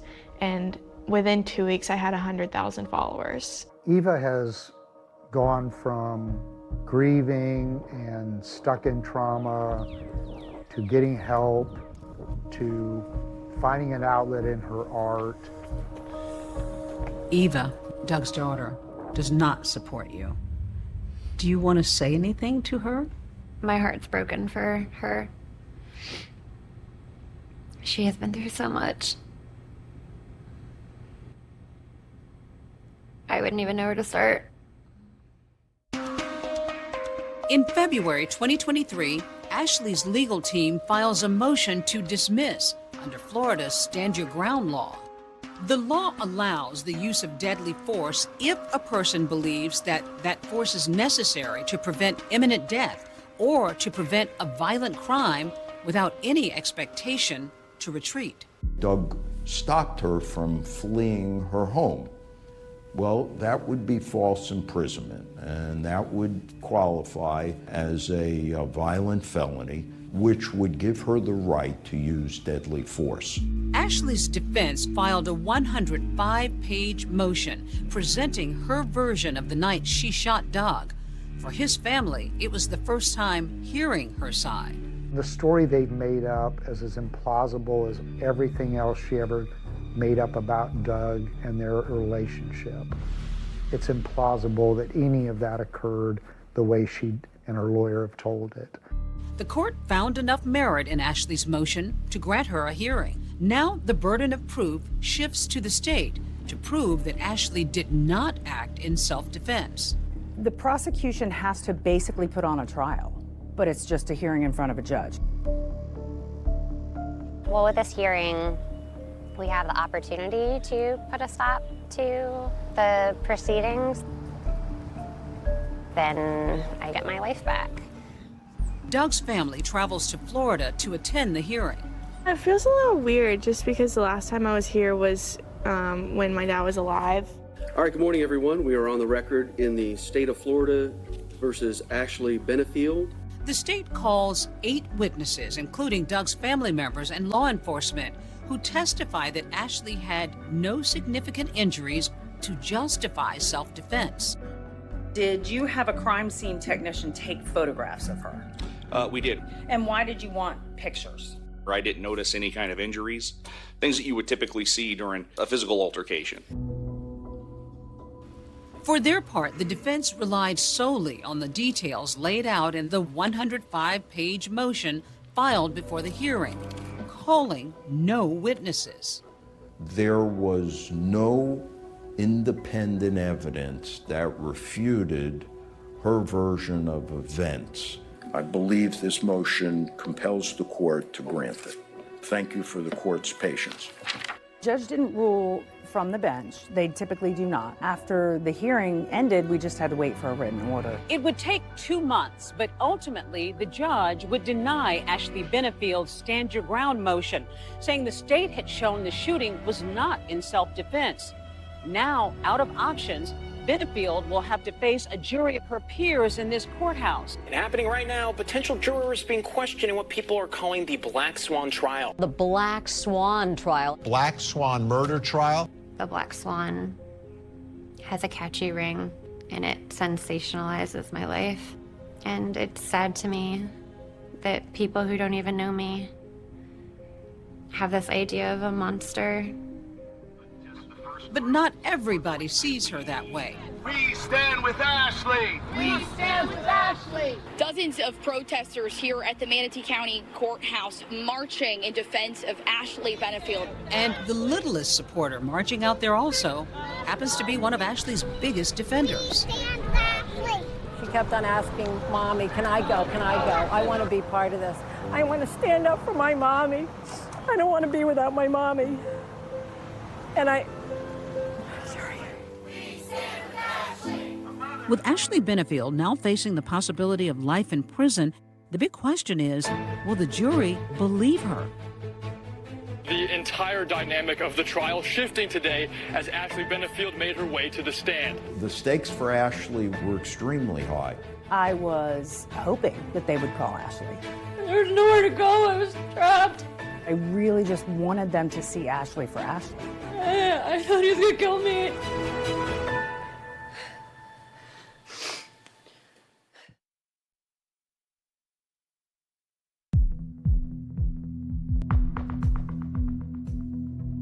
Testimony in the so-called Black Swan murder trial happening in Manatee County. Supporters rallying behind Ashley Benefield. Benefield is the Manatee County woman charged with shooting and killing her husband, Doug Benefield. After nearly 4 years, Ashley Benefield finally gets her day in court, where she's hoping to prove that she shot her husband, Doug, in self-defense. This was a custody battle that this mother was going to win at all costs. And the cost was the life of Doug Benefield. And that is murder. All right, State, call your first witness. The prosecution gets to work building its case, State calls Stephanie Murphy. calling Doug Benefield's family attorney to the stand. At the time the child was born, did you or Doug know that the child was born? No, gosh, we didn't know for a good 5 or 6 weeks after she was born. All right, who is your next witness? Detective Chris Gillum. All right. The state also calls the detective who spoke with Ashley back in 2018 when he investigated her claims that Doug had abused their daughter. She asked for me to arrest Doug when he came inside the courtroom in front of the presiding judge. And what was your reaction to that? That absolutely would not occur. And how did she take that? She was upset. I think it was very important testimony. It was a snapshot into the real Ashley Benefield. Her tone turned very aggressive, and she says, "You will arrest him in front of the judge, and I will make sure you do it." And she says, "I'll do whatever I have to do to keep my baby, you a-hole." Ashley's side insists she was only trying to protect her child from a man she was terrified of. Defense would call Dr. Jason Quintel. They call a mental health counselor who saw both Doug and Ashley. Did you conclude whether there was an intimidation issue present? Ashley stated that she was scared of Doug. Did you reach any conclusions with respect to Douglas Benefield? Doug occurred as someone who was domineering, and the terminology that I would use at times would be super controlling. He would fit the stereotype of an alpha male, in my opinion. The defense also turns to a domestic violence expert to explain why, even though Ashley claimed she was living in fear, it may not have always looked that way from the outside. How common is it, Mr. Ferris, for a victim of domestic violence to smile and act happy in the company of the abuser? Very much so, because they're afraid. They found this least resistance. They're trying to not poke the bear, as we'll say. Doug didn't verbally abuse her, never physically touched her. He would be angry over how she tried to ruin his life, but the anger never came out in inappropriate ways. Then the defense calls the one person they believe can convince the jury of Ashley's innocence. The defense calls Ashley Benefield. How are you feeling this morning, Ashley? Nervous. The questioning quickly turning to the night of the shooting. I ran to try to leave the house. He hit me on the side of the head. He had never actually hit me before. What did you do? I ran. Doug was standing in the doorway. His face was red. Like the veins were bulging in his neck. The way he was looking at me, it didn't even look like Doug. His eyes were black. I just held the gun like in front of me and I said, stop. And he like turned and he got into this like a fighting stance. I thought he was gonna kill me. Somehow, Ashley Benefield found the strength to testify on her own behalf. And I thought she did it extremely well. Judge, I wonder, could we have a minute? Ashley used a lot of theatrics, a lot of, in my opinion, acting. Looking her in the face, it did not seem genuine to me. Ma'am, there's Kleenexes here next to you. Those. Okay, thank you.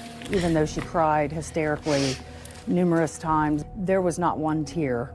In her cross-examination, prosecutor Suzanne O'Donnell presses Ashley about that moment she says Doug hit her in the head. You say he slapped you? I wouldn't know how to classify it. He struck me, he hit me. Was his hand open or closed? I don't remember. Okay. In direct examination, she knew the color of his eyes and the way he was acting. And when I asked her, did he hit you with an open hand or a closed hand, she didn't know. Wouldn't you know if someone hit you with a fist versus an open hand? Judge, if I could have her step down so she can demonstrate.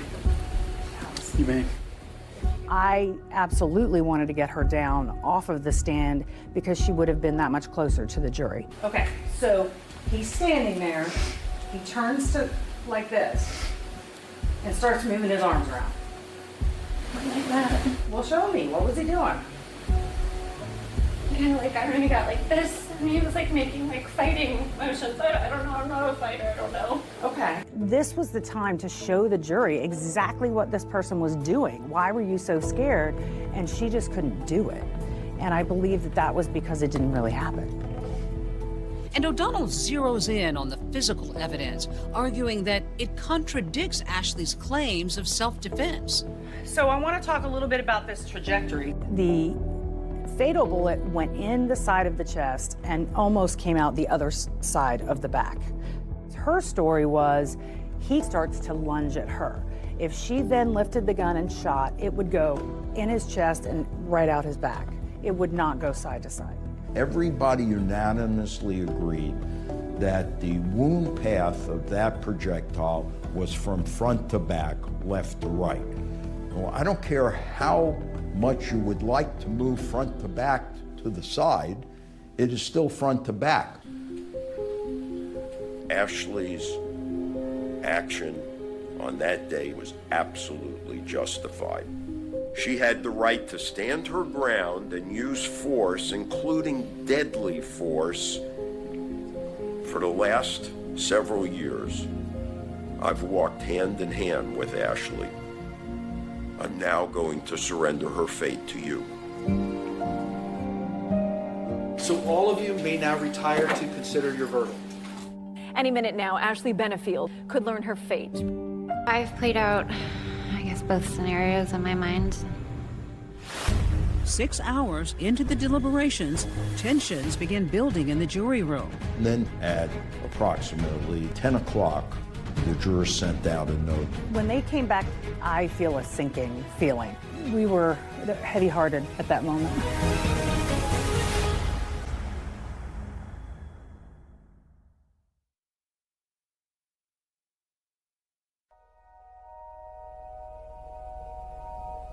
Are you envisioning what it might be like to hear guilty? Yeah, I've played out, I guess, both scenarios in my mind. I mean, part of this just doesn't seem real. I keep thinking maybe one day I'll wake up from the nightmare and realize that none of this happened. Jurors still deliberating after closing arguments. It's 10 p.m. The jury in Ashley Benefield's case has been deliberating for 6 hours. Then, a message from the foreperson. I've received a note from you. It says, unable to come to unanimous verdict. Even worse than a not guilty would be a hung jury, because then the family has to go through this again. We just need some finality. But the judge encourages the jurors to keep deliberating and try to come to a consensus. We'll be in recess until we get another question or a verdict. And less than an hour later... Breaking news, we have a verdict. When I saw that there was a verdict a half an hour later, my heart was in my throat. We, the jury, find the defendant is guilty of manslaughter, a lesser included offense. The jury does not find Ashley guilty of second-degree murder. Instead, they convict her of the lesser charge of manslaughter. We were hopeful for a second-degree murder conviction, but we were very, very satisfied with a manslaughter conviction. Ashley learns she'll be sentenced at a later date. The sound was as good as the sight. We're very thankful that she was taken off to jail.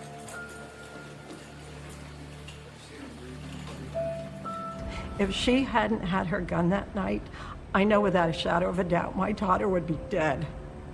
I am sure of it. Why do they not believe women? Why should women live in fear? I feel that Ashley was abusing a system that is designed to help people that are victims. Sets everyone back and makes it so much harder for those people that really are victims. I'll tell you, the hardest part of that verdict was not in the courtroom. It was when we came back to our office without Ashley. Emerson was there waiting for her mom, but she wouldn't leave right around that elevator. She just stayed there. This case has always been sad to me because there are children involved that had nothing to do with this. Emerson's without her father and probably going to be without her mother now for a long time. Doug's family got justice. Eva's still without her father. Today kind of just feels like the first day of the rest of my life. I hope one day me and Emerson will be able to have a relationship where she can come to me with any questions, and I hope that one day I'll be able to explain how great of a father my dad would have been to her and how great he was for the short amount of time that they got to spend together.